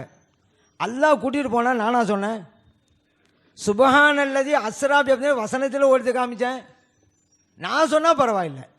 அஸ்ராபி அப்திஹிண்டா நீங்கள் அந்த இடத்துல அல்லாவா ஜிப்ரீலா? அப்போ அடியார், அப்போ ஜிப்ரீலுக்கு அடியாரா ஸல்லல்லாஹு அலைஹி வஸல்லம் தன்னுடைய அடியாரை அழைத்து சென்ற ஜிப்ரீல் அலைஹிஸ்ஸலாம் தூய்மையானவன் அர்த்தம் வைப்பீங்களா? இருக்கிறதுக்கு அர்த்தம் தானங்க நான் வச்சேன். ஏன் இதை வச்சேன், அதுக்காக வேண்டி அல்லாஹ் தஆலா மக்காவில் வந்துட்டான், அங்கே நான் ஏற்கனவே இறைவனுக்கு இடம் இல்லைன்னு சொல்லிக்கிட்டு இருக்கோமே. நான் ஏன் சொன்னோம், அல்லாஹ் அர்ஷில் கொண்டு போய் வைக்காதீங்க, அங்கே இருக்கிறனால தானே சல்லதா அங்கே போனாங்க அப்படின்னு சொன்ன பார்த்தா கூட்டிகிட்டு போனது அல்லான்னு தானே சொல்கிறான். அப்போ மக்காவிலையும் இருக்கிறாங்கிறது தானே உங்கள் கொள்கை பிரகாரம் வரும்ன்ட்டு நான் அப்படி கேட்டேன். நானாக சொன்னேன் இங்கே வந்து போனாங்கண்டு. நீங்கள் சொன்னீங்கல்ல அல்லாஹ் தஆலா ஆர்டர் போட்டாண்டு, அதான் எங்கள் கொள்கை. அல்லாஹ் தஆலா வருவான் வஜா ரப்புக்கன்னு ஓதுனீர உள்ள நேரம், அதையும் அங்கே இப்படி தான் நாங்கள் சொல்கிறோம், அல்லாவுடைய கட்டளை வருந்தாலும் சொல்கிறோம். சுப்ஹானல்லதி அஸ்ராவுக்கு என்ன விளக்கம் கொடுக்குறீங்களோ அதைத்தான் வஜா ரப்புக்கும் கொடுங்கங்கிறோம். நாங்கள் கேலி செய்யலை. அரிசில் அல்லாஹ் உட்காந்தலாம் சொன்னீங்க. அப்போ அல்லாஹ் மக்காவில் இருந்த மாதிரி வசனம் வருதுங்கன்னு உங்கள்கிட்ட கேள்வி வச்சோம். இப்போ புரிஞ்சுக்கிட்டீங்கல்ல? அப்போ இங்கே மக்காவில் இல்லை, இப்படி தான் அர்த்தம் வழங்கணும். புரிஞ்சுங்கல்ல? அதே போல் அங்கேயும் புரியுங்க. அங்கேயும் அல்லாஹ் இல்லைன்னு வைங்க, அல்லாஹ் இடத்த கொடுக்காதீங்கன்னு தானே அர்த்தம். உடனே அல்லாஹ் தாலா போனானே ஏன் அனுமதி கேட்கணும் அப்படின்னாலும் கேட்டாக்கா என்ன அர்த்தம் இருக்குது? அதனால் நாங்கள் அப்படி சொல்லவே இல்லை. இது ஆரம்பத்திலேயே நான் சில கருத்துக்களை சொன்னேன். அல்லாஹ் தாலா தன்னுடைய நாட்டத்து பிரகாரம் செய்யக்கூடிய விஷயத்தையெல்லாம் தானே செய்ததாக சொல்லுவான். ஹுவல்லதி அல்லாஹக்க வாபுக்கா, அல்லாஹ் தான் சிரிக்க வைக்கிறான், அல்லாஹ் தான் அழ வைக்கிறான். அப்போ அல்லாஹ் நகைச்சுவை கதை சொன்னான்? நமக்கு கிடையாது. அந்த செயலுக்கு அல்லாஹ் காரணம்னு அர்த்தம். இப்போ அக்பரஹு, அல்லாஹ் தான் கபரில் கொண்டு போய் அடக்கிறான்னு வருது. அப்போ அல்லாஹ் ஜனாசாலும் தூக்கிட்டு போகிறான். அல்லாஹ்வுத்தாலா இந்த செயலை செய்வதற்குண்டான ஏற்பாடு அவன் தான் நமக்கு செஞ்சு தர்றான். அப்படி வணங்குங்கன்னு தானே சொல்கிறோம். இப்படி தான் புரியணும்னு சொல்கிறோம். நாங்கள் எங்கே சொல்கிறோம் அல்லாஹ் இங்கே தான் இருக்கிறான், இங்கே தான் இருக்கான்னு சொல்லவே இல்லையே. நாங்கள் அரிசில் இருக்கிறேன்ற ஒப்புக்கொண்டாவில் மக்காவிலே இருப்பான்னு நாங்கள் ஒப்புக்கொள்ளுவோம். நாங்கள் தான் அந்த அர்த்தம் இல்லைன்னே சொல்கிறோமே. அதனால் கேலி கிண்டல் அல்லாஹ்வை செய்வது இவங்க தாண்டா ஆகிப்போச்சு.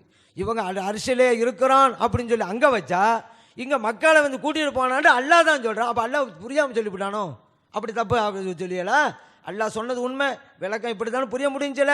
அல்லாஹ் சொன்னது உண்மை, அங்கேயும் ரப்பு வருவாங்கிறது எப்படி புரியுமா அப்படி புரியுங்கிறோம். அப்போ எல்லாமே கிடையாது. அதே போல் சில விஷயங்களை இப்போ அல்லதின்னு வரும்பொழுது, நஹு பிரச்சனை வரும்பொழுது, அல்லதின்னு மௌசூல் வந்துட்டா பின்னால் எந்த சென்டென்ஸ் வருதோ, எந்த வார்த்தை வருதோ அந்த அர்த்தத்தை தான் கொடுக்கணும். கிராமர் நாங்கள் இப்போ குர்ஆனில் பாருங்கள், ஃபியூச்சர் டென்ஸுடைய வார்த்தை வருது, ஆனால் அங்கே வந்து பாஸ்ட் டென்ஸோட மீனிங்கை கொடுக்குறோம். அல்லது இவங்க சொன்னாங்கல்ல அல்லது மௌசூல் வந்தால் இப்படி தாண்டி அந்த அல்லது வருது. உதாரணத்து பாருங்கள், ஃபாமினு பில்லாஹி வரசூலிஹி, நீங்கள் அல்லாஹ்வையும் ஒப்புக்கொள்ளுங்க, அல்லாஹ்வோட ரசூலையும் நீங்கள் ஒப்புக்கொள்ளுங்க. அந்நபியில் உம்மியான நபி அல்லதி, இங்கே தான் அல்லதுங்கிறதா மௌசூலுங்க. யூமினு பில்லாஹி, அல்லாஹ்வை இனிமே ஈமான் கொள்வார்களே அப்படின்னு அர்த்தம் வைப்போம். இது சலாசன காலத்தில் இறங்குதுங்க. அல்லாஹ் சொல்கிறாங்க நீங்கள் அல்லாஹ் ரசூலை ஒப்புக்கொள்ளுங்கண்டு. அப்போ நபியை பற்றி சொல்லும் பொழுது அல்லாஹ் ஈமான் கொண்டிருக்காங்களே அந்த நபியை நீங்கள் ஒப்புக்கொள்ளுங்க அப்படின்னு அல்லாஹ் சொல்லுவானா? இனிமே அல்லாஹ்வை ஒப்புக்கொள்ளக்கூடிய நபியை நீங்கள் ஒப்புக்கொள்ளுங்கன்னு நல்லா சொல்லுவானா? இந்த வசனம் இறங்கினதே சலசா உங்களுக்கு தானே, அல்லாஹ் ஏற்றுக்கொண்டவங்களுக்கு தானே. யூமீனுங்கிற வார்த்தை ஃபியூச்சர் டென்ஸ் தானே, இங்கே பாஸ்ட் டென்ஸோடைய மீனிங் வைக்கத்தானே செய்கிறோம். அப்போ அல்லதின்னு வர்த்தா இப்படி தான் ஒரு ரூலை ஏன் சொல்லணும்? அப்படி ரூலுக்கு இல்லைங்க. அதனால தான் கித்தாப்பில் இருக்கான்னு நம்ம காமிங்கன்னு சொல்லி, ஏன்னா ஒரு அரங்கத்தை தவறான தகவல் பதிவு செய்யப்பட்ட கூடாங்கிறதுனால தான் குர்ஆனிலே இருக்குது. யூமினுங்கிற வார்த்தை இருக்குது, வருங்காலத்துடைய வார்த்தை. இது அல்லதி அந்த மௌசூலுக்கு பின்னால் தான் வருது. ஆனால் கடந்த கால பொருளை தான் நம்ம கொடுக்குறோம். உதாரணத்துக்கு தான் சொன்னேன், இன்னும் நிறைய இருக்குது. ஹுவல்லதி யுஸவ்வி இருக்கும் இருக்குது, அங்கேயும் அப்படி தான். அல்லாஹ் முன்னாலே செஞ்சான், இப்போவும் செய்கிறான், இன்னும் செய்கிறான். அல்லதி யுஸவ்வி இருக்கும், உங்களுக்கு இறைவன் உருவத்தை கொடுக்குறான் அப்படின்னு வருது. இப்போ இனிமே தான் கொடுப்பானா? அல்லதின்னு வந்ததுனால யுஸவ்விங்கிற ஃபியூச்சர் டென்ஸ்னால இனிமே தான் உருவம் கொடுப்பானா? இப்போ இதுவரைக்கும் படைக்கப்பட்ட மக்கள்லாம் முன்னாலேயும் கொடுத்தான், இப்போவும் கொடுக்குறான், இனிமேலும் கொடுப்பான். அதனால் அல்லதிக்கு பிறகு வந்துட்டா அப்படி தான் அர்த்தம் கொடுக்குற ரூலெல்லாம் இல்லை அப்படிங்கிறதுக்கு இதை எடுத்து காட்டுறோம். அதனால் அங்கே அல்லாஹ்வை பார்க்கிற விஷயத்தில் யரிஃபூன் வந்தது ஏற்கனவே தெரிந்தது, அப்போதும் தெரிந்து வைத்திருந்தார்கள் அப்படிங்கிற அர்த்தம் தாராளமாக கொடுக்கலாம் என்பது தான் பேருண்மைங்கிறத நான் கவனத்துக்கு கொண்டு வர்றேன். அஸ்ஸலாமு அலைக்கும். காயல்பட்டினத்திலிருந்து சிந்தா. சகோதரர் பிஜே அவர்களுக்கு, மனிதர்களுடைய நன்மை தீமையை எழுதுவதற்கு தனியாக மலக்குகளை வைத்திருப்பதாக ஹதீஸ் வருகிறது. ஆனால் மூசா நபி அவர்களுக்கு வழங்கப்பட்ட தௌராத்தை தன்னுடைய கையால் எழுதினான் என்று சொல்லும்போது அந்த கை என்பது தெளிவாக ஸ்ட்ராங்காக வருகிறதா என்பதை விளக்கவும். அதாவது மூசா நபி அவர்களுக்கு தௌராத்தை கொடுத்தது எல்லாம் சொல்லும் பொழுது கையால் ஹத்தலக்க பி எதிஹி, தன்னுடைய கையால் அவன் எழுதி தந்தான். கதபலக்க தௌராத்த பி எதிஹி, தன்னுடைய கையால் உனக்கு தௌராத்தை எழுதி தந்தான் என்ற நேரடியான சொல்லுதான் வருகிறது.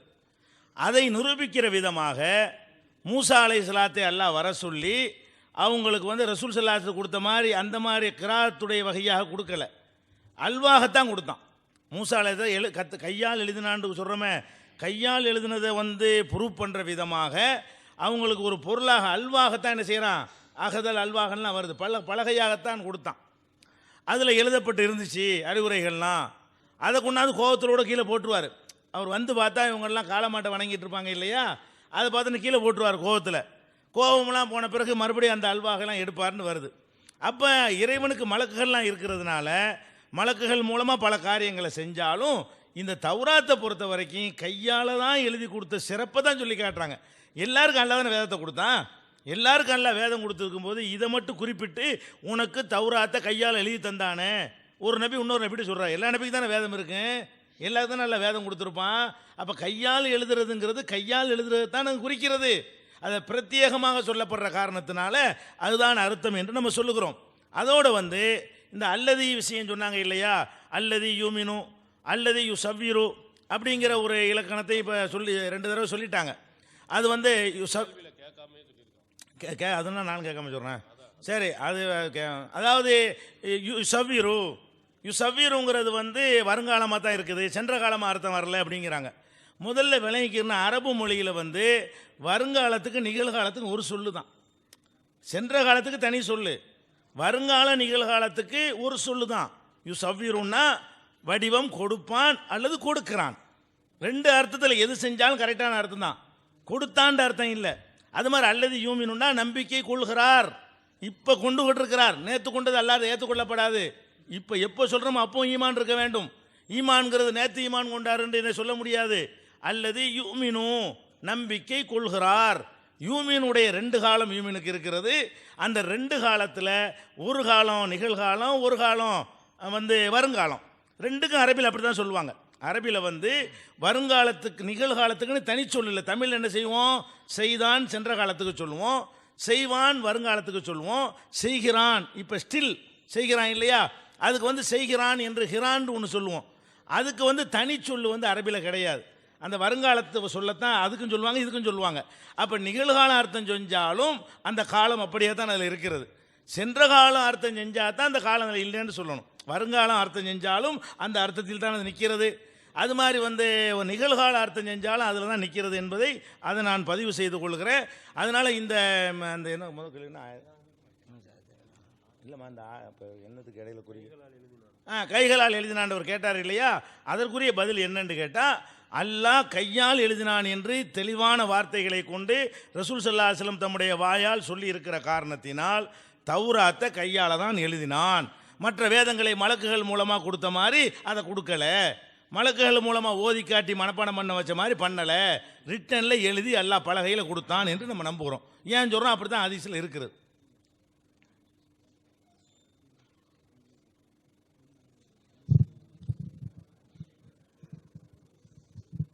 அஸ்ஸலாமு அலைக்கும். என்னோட கேள்வி ஜமால் ஏஜர்த்துக்கிட்ட.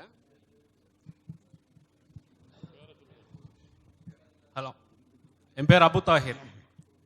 இஸ்லாம் தோன்றிய காலத்திலிருந்து இன்னைக்கு வரைக்கும் உலக மக்கள் அனைவரும் குர்ஆன் ஹதீஸின் தூய வடிவில் இறைவனுக்கு உருவம் இல்லை என்னும் ஒரு சித்தாந்தத்தில் இருக்கிறாங்க. இந்த நிலையில் புதிதாக ஒரு உருவ வழிபாட்டு கொள்கையை கொண்டு வந்தால் அந்த நிலையை ஒருவன் ஏற்றுக்கொண்டால் அவனுடைய நிலை மறுமையில் எப்படி இருக்கும்? அவன் மறுமையில் மகசரில் நிற்க வச்சுட்டு சொன்னாங்க, அந்த ஹதீஸில் நிற்க வச்சுட்டு எல்லாரும் கேட்குறாங்க, உன்னோட அவரவர்கள் வழிபட்ட தெய்வங்களோட போங்க அப்படின்னு. கேட்குறது யாரு? அல்லாஹ் தான் கேட்குறான். அப்போ இந்த உருவ வழிபாடு, கவனத்தில் இருக்கிற உருவங்களை வழிபட்டு கொண்டு இருக்கிற இந்த மனிதர்கள் அல்லாஹ்வோட நீ காலை காட்டு, அதை பார்த்துட்டு தான் நான் முடிவு பண்ணுவேன், நான் வச்சிருந்தது ஒன்னத்தானா இல்லை வேற கற்பனையான உருவமா அப்படிங்கிறத ஏற்றுக்கிறாங்களா, இல்லை நான் வச்சிருந்த உருவந்தான் உண்மையான கடவுள்னு சொல்லி போயிடுறாங்களா அப்படிங்கிறத என்னோட கேள்வி. இப்பொழுது இறைவனுக்கு உருவம் உண்டு என்று வாதிடக்கூடியவர்கள் எந்த பிரிவில் இருப்பாங்க அப்படின்னு கேட்டிருக்கிறாங்க. அது இந்த பிரிவில் இருப்பாங்க அந்த பிரிவாக இருப்பாங்க நம்ம சொல்ல தேவையில்லை. ஆனால் இந்த கொள்கையை கொண்டவர்கள் மறுமையிலே நிச்சயம் தோல்வியடைவார்கள், அதில் சந்தேகமே கிடையாது. ஏன்னா இறைவனுக்கு கற்பனையில் கூட உருவத்தை வடிக்கக்கூடாது, இதுதான் உண்மை. ஏன்னா இறைவனுக்கு உருவம் உண்டு அப்படிங்கிறது குர்ஆனிலே இல்லை, ஹதீஸிலே இல்லை, சாபா பெருமக்கள் அப்படி சொல்லலை. உறுப்பு இருக்கிறதாக எந்த இமாம்களும் சொல்லலை. இந்த வசனங்களுக்கோ ஹதீஸ்களுக்கோ எந்த இமாமும் விரிவுரையிலே கூட இது உறுப்பை தான் அறிவிக்கிறது என்று சொல்லவே கிடையாது. அப்போ இஸ்லாத்துக்கு அப்பாற்பட்டது தான் இந்த கொள்கைன்னு ஆகிப்போச்சு. யாருமே சொல்லலைண்டாக்கா ஒரு ஆளுமா சொல்லாமல் இருந்துட்டாங்க. அப்போ இதில் நம்ம என்ன புரிகிறோம்? இதற்கு ஆதாரம், இறைவனுக்கு உருவம் உண்டுங்கிறதுக்கு எந்த ஆதாரம் இல்லை, அப்படி யாரும் சொல்லவும் கிடையாது அப்படிங்கிறது. அதே நேரத்தில் இவங்க எந்த பிரிவு இருப்பாங்க அதை நம்ம சொல்ல வேணாம், அது நமக்கு தேவையும் அல்ல. ஆனால் இந்த கொலையை கொண்டவர்கள் மறுமையிலே வெற்றி பெற முடியாது. காரணம், அவர்களும் ஏதோ ஒரு வகையிலே இணை வைக்கிறார்கள். சில பேர் விக்கிரகங்களை வெளியிலே கல்லிலே செதுக்கி வணங்கிட்டு இருக்கிறாங்க. இவங்க கற்பனையிலே விக்கிரகங்களை செதுக்கி வணங்கிட்டு இருக்கிறாங்க. கற்பனையில் கை காலுனாக்க கற்பனை சிந்தனை வந்துடும்ல. ஏதோ ஒரு வகையிலே அல்லாஹ் அல்லாததையும் வணங்குகிறார்கள். மறுமையிலே வெற்றி பெற முடியாது. இந்த சூழ்நிலை தாங்க உருவாக்கும். அதே போல் இன்னொரு விஷயத்தையும் நான் சொல்கிறேன். இப்போ நம்ம இந்த அல்லதிங்கிற வார்த்தைக்கு நம்ம ஒரு குர்ஆனுடைய வசனத்திலேருந்தே கொடுத்தோம். என்ன, ஒரு சட்டம் தப்பு அப்படிங்கிற காட்டுறதுக்கு குர்ஆன வசனத்திலேருந்தே கொடுத்தோம். அல்லதிங்கிற மோசல் வந்துட்டா இதுதான் ரூலு, நீங்களே அப்படி எந்த கிதாப்லையும் இல்லை, அப்படி இருந்தால் காமிங்கன்னும். சரி, அவங்க காமிக்கவும் இல்லை. இப்போ வசனத்தை எடுத்து கொடுத்தோம். அப்படிங்கும் பொழுது இனிமேல் இப்பொழுது ஈமான் கொள்கிறேன். சரி, ஹுவல்லதி யுஸவ்விருக்கும்ங்கிறதுக்கு இப்பொழுது உருவம் கொடுக்கிற அப்படின்னு தான் அர்த்தம் வைப்போமா? அப்போ அதுக்கு முன்னாலே எல்லாம் இறைவன் உருவம் கொடுத்தான், அதெல்லாம் என்ன ஆகி போச்சு? இந்த வசனம் இறங்கும் போது அதுக்கு முன்னால் எவ்வளோ பேருக்கு உருவம் கொடுத்துட்டான், அதெல்லாம் என்ன அல்லாஹ் செய்யலையா? அதுக்கு முன்னாலேயும் செஞ்சான், அப்பவும் அல்லாஹ் உருவம் கொடுக்குறான், இனிமேலும் கொடுப்பாங்கிற வசனம் தருதா இல்லையா? இல்லாட்டி அப்பொழுதும் அதுக்கு பிறகும் தான் அல்லாஹ் உருவம் கொடுக்குறான், அதுக்கு முன்னால் கொடுத்து வேற ஆள்னு வந்துடு. அப்போ ஹுவல்லதி யுஸவ்விருக்கும்ங்கிறது எல்லா அர்த்தத்தையும் ஏற்றுக்கொள்ளுதா இல்லையா? அப்படிங்கிறதுனால ஒன்று சொல்லிட்டோங்கிறதுனால அதுக்காக இந்த ஒரு வார்த்தை இருக்குது ஃபியூச்சர் டென்ஸுக்கு, அதே போல் நிகழ்காலத்துக்கும் ப்ரெசன்ட் டென்ஸ் இருக்குது, அது எல்லாருக்கும் தெரிஞ்சது. அது இப்போ பிரச்சனையே கிடையாது, அதை எல்லாருமே ஒப்புக்கொண்டது தான். இப்போ பிரச்சனை என்னென்னா, அல்லதிங்கிற மௌசூல் வந்துட்டா அது எந்த வார்த்தை வருதோ அந்த டென்ஸுடைய மீனிங் தான் கொடுக்கணும் அப்படிங்கிற சொன்ன சட்டம் சரியா இல்லைங்கிறது தான் இப்போ பிரச்சனை. அந்த வார்த்தைக்கு ரெண்டு அர்த்தங்கிறது எல்லாம் தெரிஞ்சது தான், கருத்து ஒருபாடு கிடையாது, சொல்ல தேவையில்லை. அதனால் இப்போ யுஸவ்விருக்கும்ங்கிறதுல முன்னாலும் செஞ்சாலும் வரத்தானே செய்யுது. அதே அடிப்படையிலே தான் மறுமையிலே இந்த வடிவத்தை பார்ப்பார்கள் அறிந்த அப்படிங்கும் பொழுது அது ப்ரெசன்ட் டென்ஸில் யூஸ் பண்ணியிருந்தாலும் கூட ஏற்கனவே அறிந்தது அப்போதும் அறிந்ததுங்கிற மீனிங் தாராளமாக கொடுக்கலாம். ஹுவல்லதி யுஸவ்விருக்கும் அப்படிங்கிற வசனத்தின் அடிப்படையில் அப்படிங்கிறதையும் நான் பதிவு செய்ய விரும்புகிறேன். அஸ்ஸலாமு அலைக்கும் வரஹ்மத்துல்லாஹி வபரகாத்துஹு. என்னுடைய பேர் முகமது ரிஃப்கான். அதாவது தற்பொழுது சகோதரர் கேட்ட கேள்விக்கு ஜமாலிய சகோதரர்கள் விடையளித்தார்கள். அதை பற்றி தங்களுடைய கருத்து என்ன? பி ஜெயனுல் அப்தின் அவர்களுக்கு என்னுடைய கேள்வி. மறுமையில் என்ன நடக்கும்போது இது நல்ல கேள்வி தான், தேவையான கேள்வி. ஏன்னா இதில் நாளைக்கு மறுமையில் நம்ம வெற்றி பெறணும் இல்லையா? இப்போ இறைவனுக்கு உருவம் இல்லைன்னு ஒரு சாரார் சொல்கிறோம், ஒரு சாரார் உருவம் இருக்குன்னு சொல்கிறோம். இப்போ ரெண்டு விதமாக சொல்லிக்கிட்டு இருக்கும்போது அல்லாட்ட போய் நிற்கும் பொழுது அது எது சரியாக இருக்கும், எப்படி யார் அதில் வெற்றி பெற முடியும்? ஏன்னா எல்லாமே மறுமைக்காகத்தான் இந்த கொள்கையில் நம்ம இருக்கிறோம். இஸ்லாத்தில் இருக்கிறத மறுமையில் வெற்றி பெறுவதாகத்தான் இருக்கிறோம். அதனால் எந்த மாதிரியான ஒரு நம்பிக்கை கொண்டால் மறுமையில் வெற்றி பெற முடியும் அப்படின்னு கேட்குறார். எந்த மாதிரி கொண்டால் வெற்றி பெற முடியும் என்பதை நான் ஆரம்பமாக எடுத்து பாடின ஹதீஸில் இருக்கிறது. எந்த மாதிரி இருந்தால் வெற்றி பெற முடியும்? அந்த மக்கள்கிட்ட இறைவன் வர்றான், உருவத்தில் வர்றான், நீ எங்கே உருவன் இறைவன் இல்லைங்கிறாங்க. ஏன்? அவர்கள் இறைவன் என்று சொல்லத்தக்க உருவத்தில் அவன் வரல. அதுக்கப்புறம் என்ன செய்கிறான்? வேறு ஒரு உருவத்தில் வருகிறான். அதை அவர்கள் இறைவன் என்று ஏற்றுக்கொள்கிறார்கள். அப்போ இந்த உருவம் என்ற அடிப்படையில் தான் அவனை அவர்கள் பார்க்கிறார்கள். உருவம் என்ற அடிப்படையில் தான் அந்த உரையாடல் நடக்கிறது. இவ்வளவு தெளிவாக இருக்கும் பொழுது அப்போ இங்கே அந்த மாதிரி நம்பினா தானே வெற்றி பெற முடியும். எந்த மாதிரி நம்ம அல்லாஹ் நம்மள்கிட்ட பார்க்க போகிறானோ நம்ம பார்க்க போகிறோமோ அந்த மாதிரி நம்பினால்தான் மறுமையில் வெற்றி பெற முடியும். இறைவனுக்கு ஒன்றுமில்லைன்னு சொன்னீங்கன்னா ஒன்றுமில்லாதவன் ஏன் வர்றான்? ஒன்றுமில்லாத உருவமற்றவன் ஏன் உங்கள்கிட்ட வர்றான்? எப்படி வருவான்? ஒரு உருவத்தில் இன்னொரு உருவத்தில் இப்படி மாறுவான். முந்தி இருந்த வடிவத்தை விட வேற ஒரு தகவலெல்லாம் கொண்டு வருது, வேற ஒரு வடிவமாக மாறி நிற்பான் என்றெல்லாம் வருகிறது. அது வேற ஒரு வடிவமாக மாறுறதுல கூட சில ஆளுக்கு எங்களுக்குள்ள ஒரு கேள்வியை பதிவு பண்ணாங்க. வேற ஒரு வடிவம்னா இப்போ ஒன்று அல்லாவால் படைக்கப்பட்டது ஆகிடுத, ஒரு வடிவம் அல்லாஹ்வுடையது, இன்னொரு வடிவம் படைச்சிக்கிட்டானா அப்படின்ட்டு பயங்கரமான விளக்கமெல்லாம் சொன்னார்கள். அது அர்த்தம் அப்படி வராது. அல்லாஹ் இருந்து கொண்டு இன்னொரு ஒருத்தை படைச்சு அனுப்பிலாம் விடலை. அவன் தான் ரெண்டு மாதிரியும் காட்சி தர்றான். அவன் தான் அந்த ஒருத்தன் தான், ஒரு உருவம் தான் ரெண்டு விதமாக சாதாரணமாக தென்படுற மாதிரி ஒரு சாதாரணமான ஒரு காட்சியை தர்றான். அவன் நினைத்தால் பிரம்மாண்டமாகவும் காட்சி தருவான். அவன் நினைத்தால் பிரம்மாண்டமாகவும் காட்சி தருவான். அவன் நினைத்தால் இவன் இறைவனாக இருக்க மாட்டான் நினைக்கிற மாதிரியும் காட்சி தருவான். அப்படின்னு நான் சொல்லலை. அப்படி தந்ததுனால தான் நீ இறைவன் இல்லை, உன்னை விட்டு நவுது பில்லாஹி மின்க, உன்னை விட்டு அல்லாட்ட பாதுகாப்பு தர்றான். அல்லா இந்த ஆள்கிட்ட காப்பாற்றி விடு, நான் தான் இறைவன்கிறான், இவன் இறைவன் இல்லைன்னு சொல்லி இந்த மக்களையும் மறுத்தாங்க. அப்போ உருவமாக ஒன்றை பார்த்து வேற ஒருத்தன் இறைவன் வடிவத்தில் வந்ததுனால தானே அதை மறுத்தாங்க. வேற ஒருவன் நினைத்து கொண்டு அல்ல தான் வந்திருக்கிறான், வேற ஒருவன் வந்ததாக நினைத்து கொண்டு தான் அவங்க என்ன செய்கிறாங்க, யாரெல்லாம் காப்பாத்திரு, இவன்லாம் இறைவன் சொல்கிறான், பார்த்தா இறைவன் மாதிரி தெரியல அப்படின்னு சொல்கிறாங்க. அதுக்கப்புறம் வேற தோட்டு தான் நீ தான் இறைவன் எங்கள் ரப்புன்னு ஒத்துக்கொள்கிறாங்க. அப்போ நம்ம என்ன விளங்கணும், இறைவனுக்கு இந்த உலகத்தில் உருவமாக உருவாக்கி தெரியாத உருவத்தை வடித்து வணங்கினா வெற்றி பெற முடியாது. அதில் எந்த சந்தேகமும் இல்லை. உருவமே இல்லை சூனியம் நினைத்தாலும் வெற்றி பெற முடியாது. ஆனால் இறைவன் தனக்கே உள்ள வடிவத்தில் இருப்பான், அப்படி நம்ம நம்புகிறோம். அவனுக்கே உள்ள வடிவம் என்னங்கிறது அங்கே தான் பார்ப்போம். அங்கே அவன் சொல்லும்போது நமக்கு விளங்கும். அப்போ பார்த்து புரிஞ்சுக்கிட்டா போதும். ஆனால் இருக்கிற அடிப்படையை நீங்கள் மறுத்தரக்கூடாது. ஒளின்னு நினச்சவங்களுக்கு இப்படி வந்தான்னு வைங்க, நீலாம் இறைவன் இல்லைன்ட்டு நிஜமாக இறைவன் காட்சி தரும்போது மறுத்துப்பட்டு நரகத்தில் போய் விழுந்துருவாங்க, நரகத்தில் போய் விழுந்துருவாங்க. அப்போ நம்ம இப்படி நம்பி இருந்தால்தான் இறைவன் நாளைக்கு மறுமையில் வந்து சொல்லும் பொழுது ரசூலுல்லாஹ் நமக்கு எச்சரிக்கை பண்ணியிருக்காங்க, முன்னாடியே இந்த உருவத்தில் வருவான், அப்புறம் வேற உருவத்தில் வருவான்னு நமக்கு சொல்லியிருக்கிறாங்க. அப்படிங்கிற ஒரு நாலேஜ் நமக்கு கிடைக்கும். அதனால் மறுமையில் யார் வெற்றி பெறுவார்கள்னு கேட்டால், இறைவனுக்கு உருவம் இருக்குது, அது நமக்கு தெரியாது, நம்ம அதை உருவப்படுத்திடக்கூடாது, இறைவன் சூனியம் கிடையாது என்று யார் நம்புகிறார்களோ அவங்க தான் வெற்றி பெறுவார்கள். அடுத்து வந்து அல்லது யூ சவ்வீருங்கிறதுக்கு பாருங்கள், யூ சவ்வீருன்னு சொன்னால் வடிவம் கொடுக்குறான் நிகழ்காலன்னு அர்த்தம் சொன்னோம். அப்போ நேற்று கொடுக்கலையான்னு கேட்குறாங்க. நேற்று கொடுக்கலன்னா இது சொன்னால் நேற்று கொடுக்கணும் அர்த்தம் வருமா? அந்த சொல்லுக்கு அந்த அர்த்தம் இல்லை. யூ சவ்வீருக்கு சென்ற கால அர்த்தம் கொடுத்துட்டீங்கன்னா வருங்கால அர்த்தம் அதுக்கு வைக்க இயலாது. வருங்கால அர்த்தம் கொடுத்த அதே நேரத்தில் சென்ற கால அர்த்தம் வைக்க இயலாது.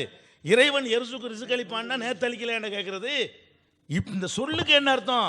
நேத்தளிக்கிறத வேற வார்த்தையில் அவன் சொல்லுவான், இன்னைக்கு அளிக்கிறத வேற வார்த்தையில் சொல்லுவான், நாளைக்கு அணைக்கிறத வேற வார்த்தையில் சொல்லுவான். நாளைக்கு ரிசுக்களிப்பான்னு சொன்னால் நேத்தளிக்கலையான்னு கேட்கக்கூடாது. அந்த சொல்லுக்கு என்ன அர்த்தம் அதுதான் பேச்சு. யூ சவ்வீருக்கும் என்றால் அது நிகழ்காலத்தை குறிக்கிறது. நேற்று கொடுக்கலையா, நேற்று ஒரு வடிவம் கொடுத்தா இருக்கிறான், அது வேற சொல்ல அல்ல சொல்லுவான். நேற்று ரிசுக்களிக்கலையா, நேற்று ரிசுக்களிச்சிருக்கான், அது வந்து ரசக்கேண்டு அல்ல சொல்லுவான். நாளைக்கு அளிக்கிறது சொல்லும்போது எரிசுக்குன்னு சொல்லுவான். அப்போ இந்த சொல்லுக்கு அந்த அர்த்தம் கொடுக்கறது தான் தப்புன்னு சொல்கிறமே தவிர இதிலேருந்து அல்லாஹ் வந்து கடந்த காலத்தில் ஒன்றும் செய்யலான்ற அர்த்தம் வராது. அதையும் அடிஷனலாக சொல்லிக்கிறோம்.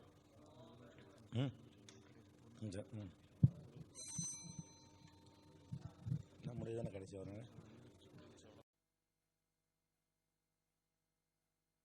எனக்கு உருவம் உண்டு அந்த மாதிரி ஒரு ஆதாரப்பூர்வமாக எழுதி வச்சிருக்காங்களா, இல்லை விளக்கத்துக்கு ஏதாவது ஒரு புக்காவது இருக்கா அவங்க எழுதுன மாதிரி? இப்போ வந்து எழுதுன மாதிரி சொல்லக்கூடாது.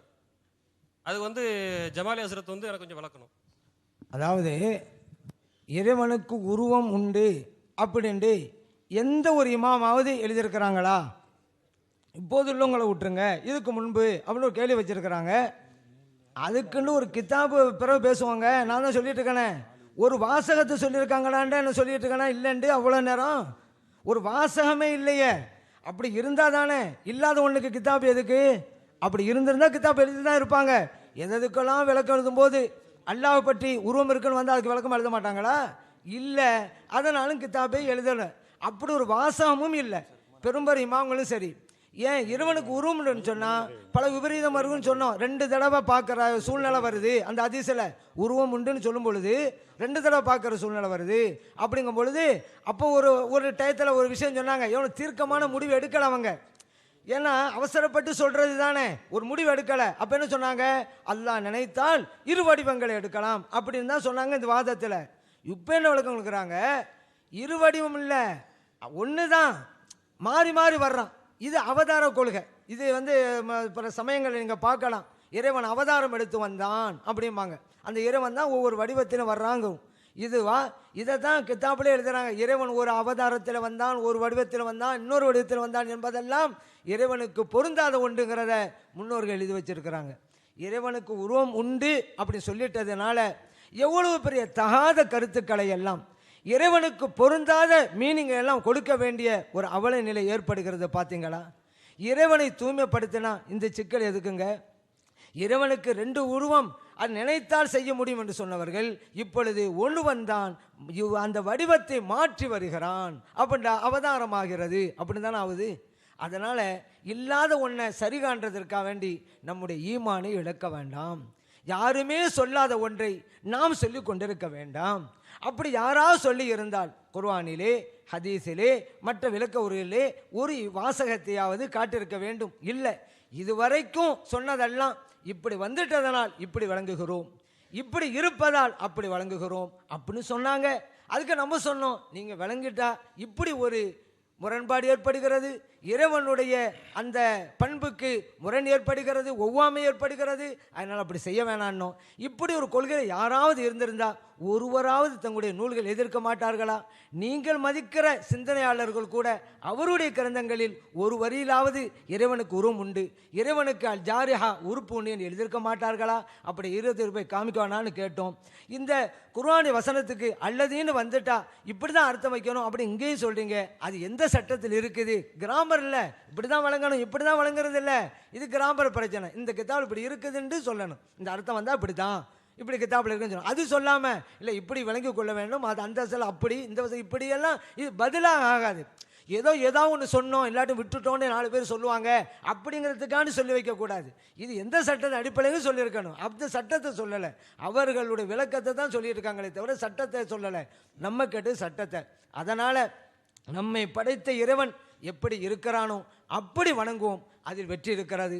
மாற்றமாக நம்முடைய கற்பனையிலே ஒரு இல்லாத பொல்லாத வடிவங்களை அமைத்து கொண்டு அவனை வணங்குறோம்னு சொல்லி உண்மையான அல்லாஹ்வை வணங்காமல் மறுமையிலே தோல்வி அடைந்து விடக்கூடாது. அதிலிருந்து எல்லாம் வல்ல இறைவன் நம்மை காப்பாற்றி அருள்வானாக. அஸ்ஸலாமு அலைக்கும். என் பேர் அப்துல் ஜப்பார், சென்னையிலேருந்து வருகிறேன்.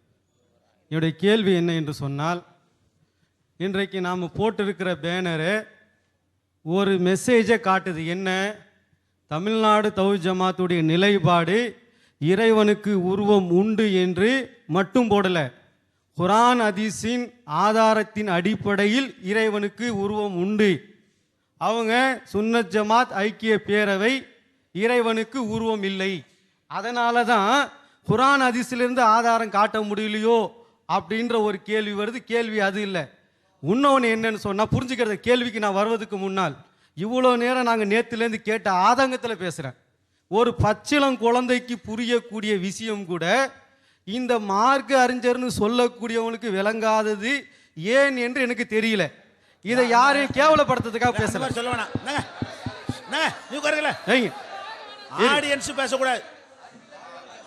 நாங்க பார்த்து நாங்க சொல்றதானே செய்றோம். சரி, என்ன அது மாதிரி சொல்ல வேணாம். இல்ல அது இல்ல, நான் என்ன கேட்கிறேன், இல்ல நான் சைலண்ட் பேசுறேன், நிறுத்திட்டோம்ல இடையிலையா?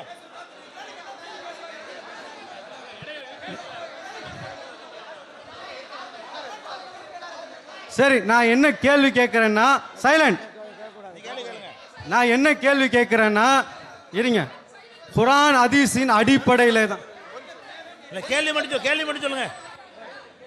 என்னங்க கேள்வி மட்டும் சாட்டா சொல்லுங்க. நீ கேள்வி மட்டும் சொல்லுங்க. நான் கேட்பது என்ன என்று சொன்னால், சைலண்ட் கேட்கிற நாங்க ஆடியன்ஸ் உட்கார வைங்க. ஆடியன்ஸ் பேசக்கூடாது, நம்ம தான் பேசணும். அஸ்ஸலாமு அலைக்கும். நான் கேட்கிற கேள்விக்கு வந்துடுறேன். நம்ம சகோதரி யாரும் நிக்க கூடாது, உட்காருங்க. ஒரு ஆள் நிக்க கூடாது. உங்க தலைமை 1000 வாட்டி சொல்றாங்க மதிப்பு கொடுங்கன்ட்டு, அதை ஏன் கேட்காம மதிப்பு கொடுக்காம பேசுறீங்கன்னா என்ன அர்த்தம்? சரி, நாங்க கேட்டோம். நாங்க சொல்லிட்டோம். சொல்லுங்க, கேள்வி மட்டும் சொல்லுங்க. கேள்வி என்னன்னு சொன்னா, குர்ஆன் ஹதீஸின் அடிப்படையில் அல்லாஹ்வுக்கு உருவம் உண்டு, அதை தான் நம்ம அல்லாஹ்வுடைய ரசூல் சொல்றாங்கன்னு ஹதீஸ்ல எடுத்து வச்சிருக்கிறோம், குர்ஆன்ல இருக்குதுன்னு எடுத்து வச்சிருக்கிறோம். இதை நாம அதான் நான் கேட்கறது தான், நாமளா வைக்கலன்னு சொல்லி இருக்கிறோம். இப்படி சொல்லி இருக்கும் போது கூட இந்த நிலை அல்லாஹ்வுக்கு உருவம் மாறுமான்ற ஒரு கேள்வி வருது. நாம என்ன கேட்கிறோம்னா, ஜிப்ரீல் அலைஹிஸ்ஸலாத்து வஸலாத்தை அல்லாஹ் ரசூல் ஸல்லல்லாஹு அலைஹி வஸல்லத்துக்கு அனுப்பும் போது பல உருவத்தை மாற்றி அனுப்புனானா இல்லையா? அவங்களுக்கே உள்ள தோற்றத்திலையும் அனுப்பியிருக்கிறான், அவங்க பிரம்மாண்டமான தோற்றத்திலையும் அனுப்பியிருக்கிறான். அந்த பிரம்மாண்டமான தோற்றத்தை பார்த்து ரசூல் ஸல்லல்லாஹு அலைஹி வஸல்லம் தன்னை போற்றுமாறும் கேட்டிருக்கிறாங்க. அப்போ அல்லாஹ் தன்னுடைய வல்லமை காட்டுவதற்காக தன்னுடைய படைப்பான மலக்குக்கே இதை செய்யும் போது அல்லாஹ் தன்னுடைய வல்லமை காட்டுவதற்காக அவனே இப்போ கேள்வி நேரமா பயான் செய்கிறேன். இல்ல பயான் இல்ல, கேள்விதான். கேள்வி சாட்டா கேளுங்க. அது என்ன கேட்கிறேன்னா, அப்போ இவ்வளோ நாளை நம்ம கேட்ட ஆதங்கத்தில் தான் நான் பேசுறேன். என்னன்னா இவ்வளோ விளங்கி இதற்கு இல்ல இதை நாங்க எப்படி விளங்கி கொள்ளணும்? நீ உட்காருங்க. இதை நாங்கள் எப்படி விளங்கி கொள்ள வேண்டும் என்று இல்ல இதை நாங்கள் எப்படி விளங்கி கொள்ள வேண்டும் என்று நீங்கள் தெளிவுபடுத்துங்க. மேடையில் உள்ளவங்களே பிரச்சனையை தூண்டுற மாதிரி இருக்குதுங்க. மேடையில் உள்ளவங்க முதல்ல அமைதியா இருக்கு தெரிஞ்சுக்கிறீங்க. நீங்க தான் பிரச்சனையை தூண்டுறீங்க. நீங்க அமைதியா இருந்தா மக்கள் அமைதியா இருப்பாங்க. இதை நாங்க உட்காருங்க. நீங்க உட்காருங்க. என்னன்னா இதை நாங்க எப்படி புரிந்து கொள்வது? அமைதியா இருங்க. இதை நாங்கள் எப்படி புரிந்து கொள்வோம்? நீங்க சொல்லுங்க. உட்காருங்க. சரி உட்காருங்க. எல்லாம் உட்காருங்கன்றோம்ல. அன்புள்ள சகோதரர்களே, இந்த சகோதரர் வந்து கேள்வி கேட்கிறதை விட கூடுதலாக சொன்னதை நாங்கள் உடன்படவில்லை. உட்காருங்க.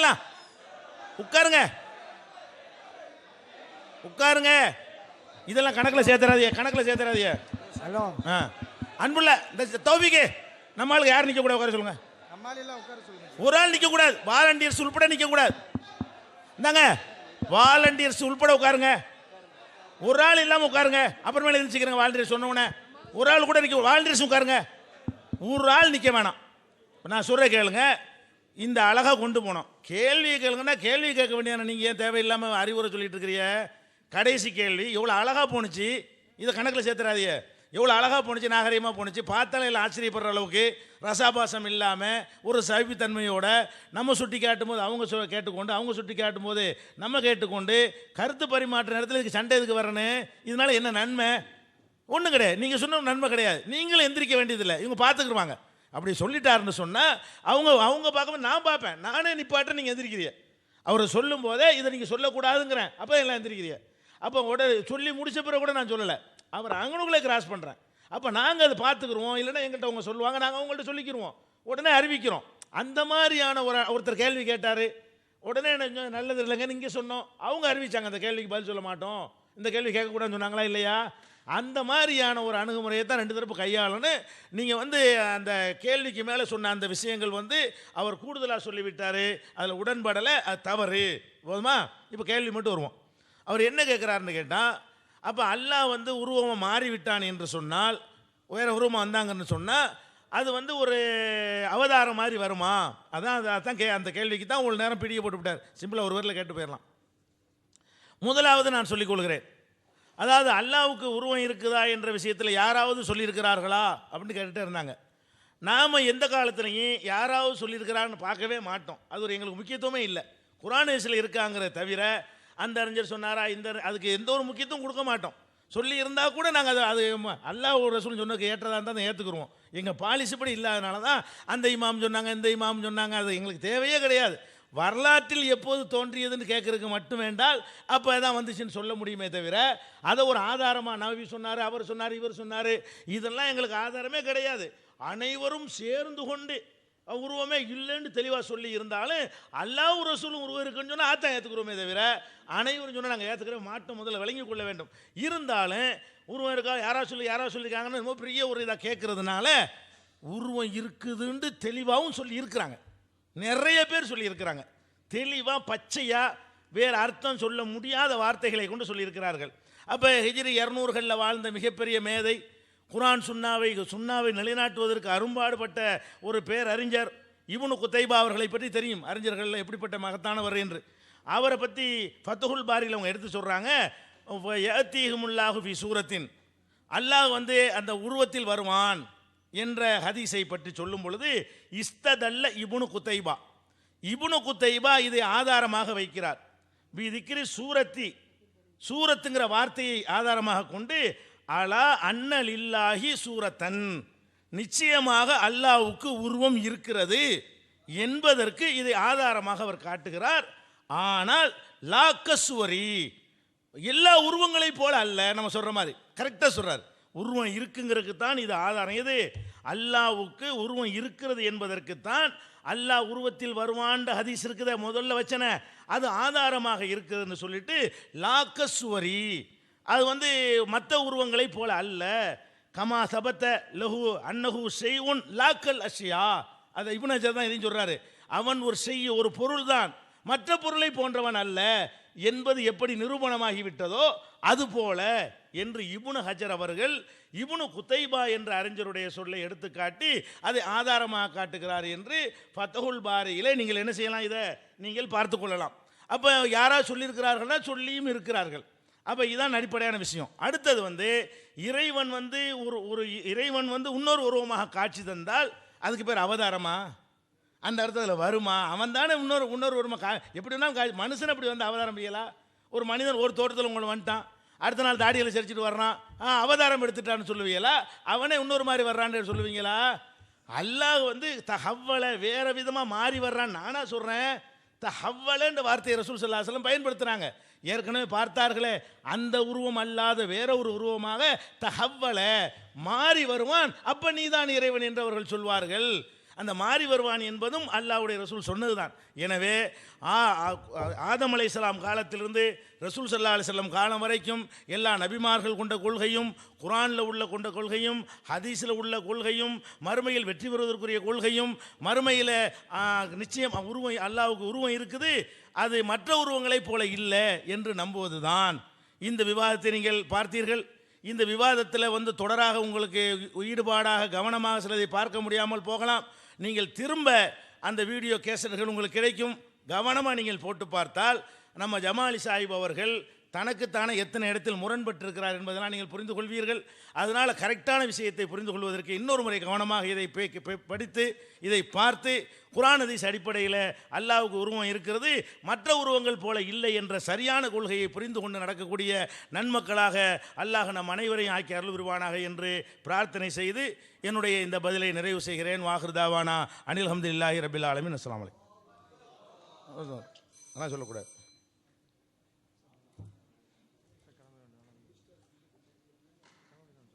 முடிஞ்சிச்சுல? சரி, இல்லை அறிவிப்பு அறிவிப்பு கிடையாது. ஆமாம், முடிஞ்சு. சுப்ஹானக்கல்லாஹ் வ பிஹம்திஹி அஷ்ஹது அல்லா இலாஹா இல்லா அன்த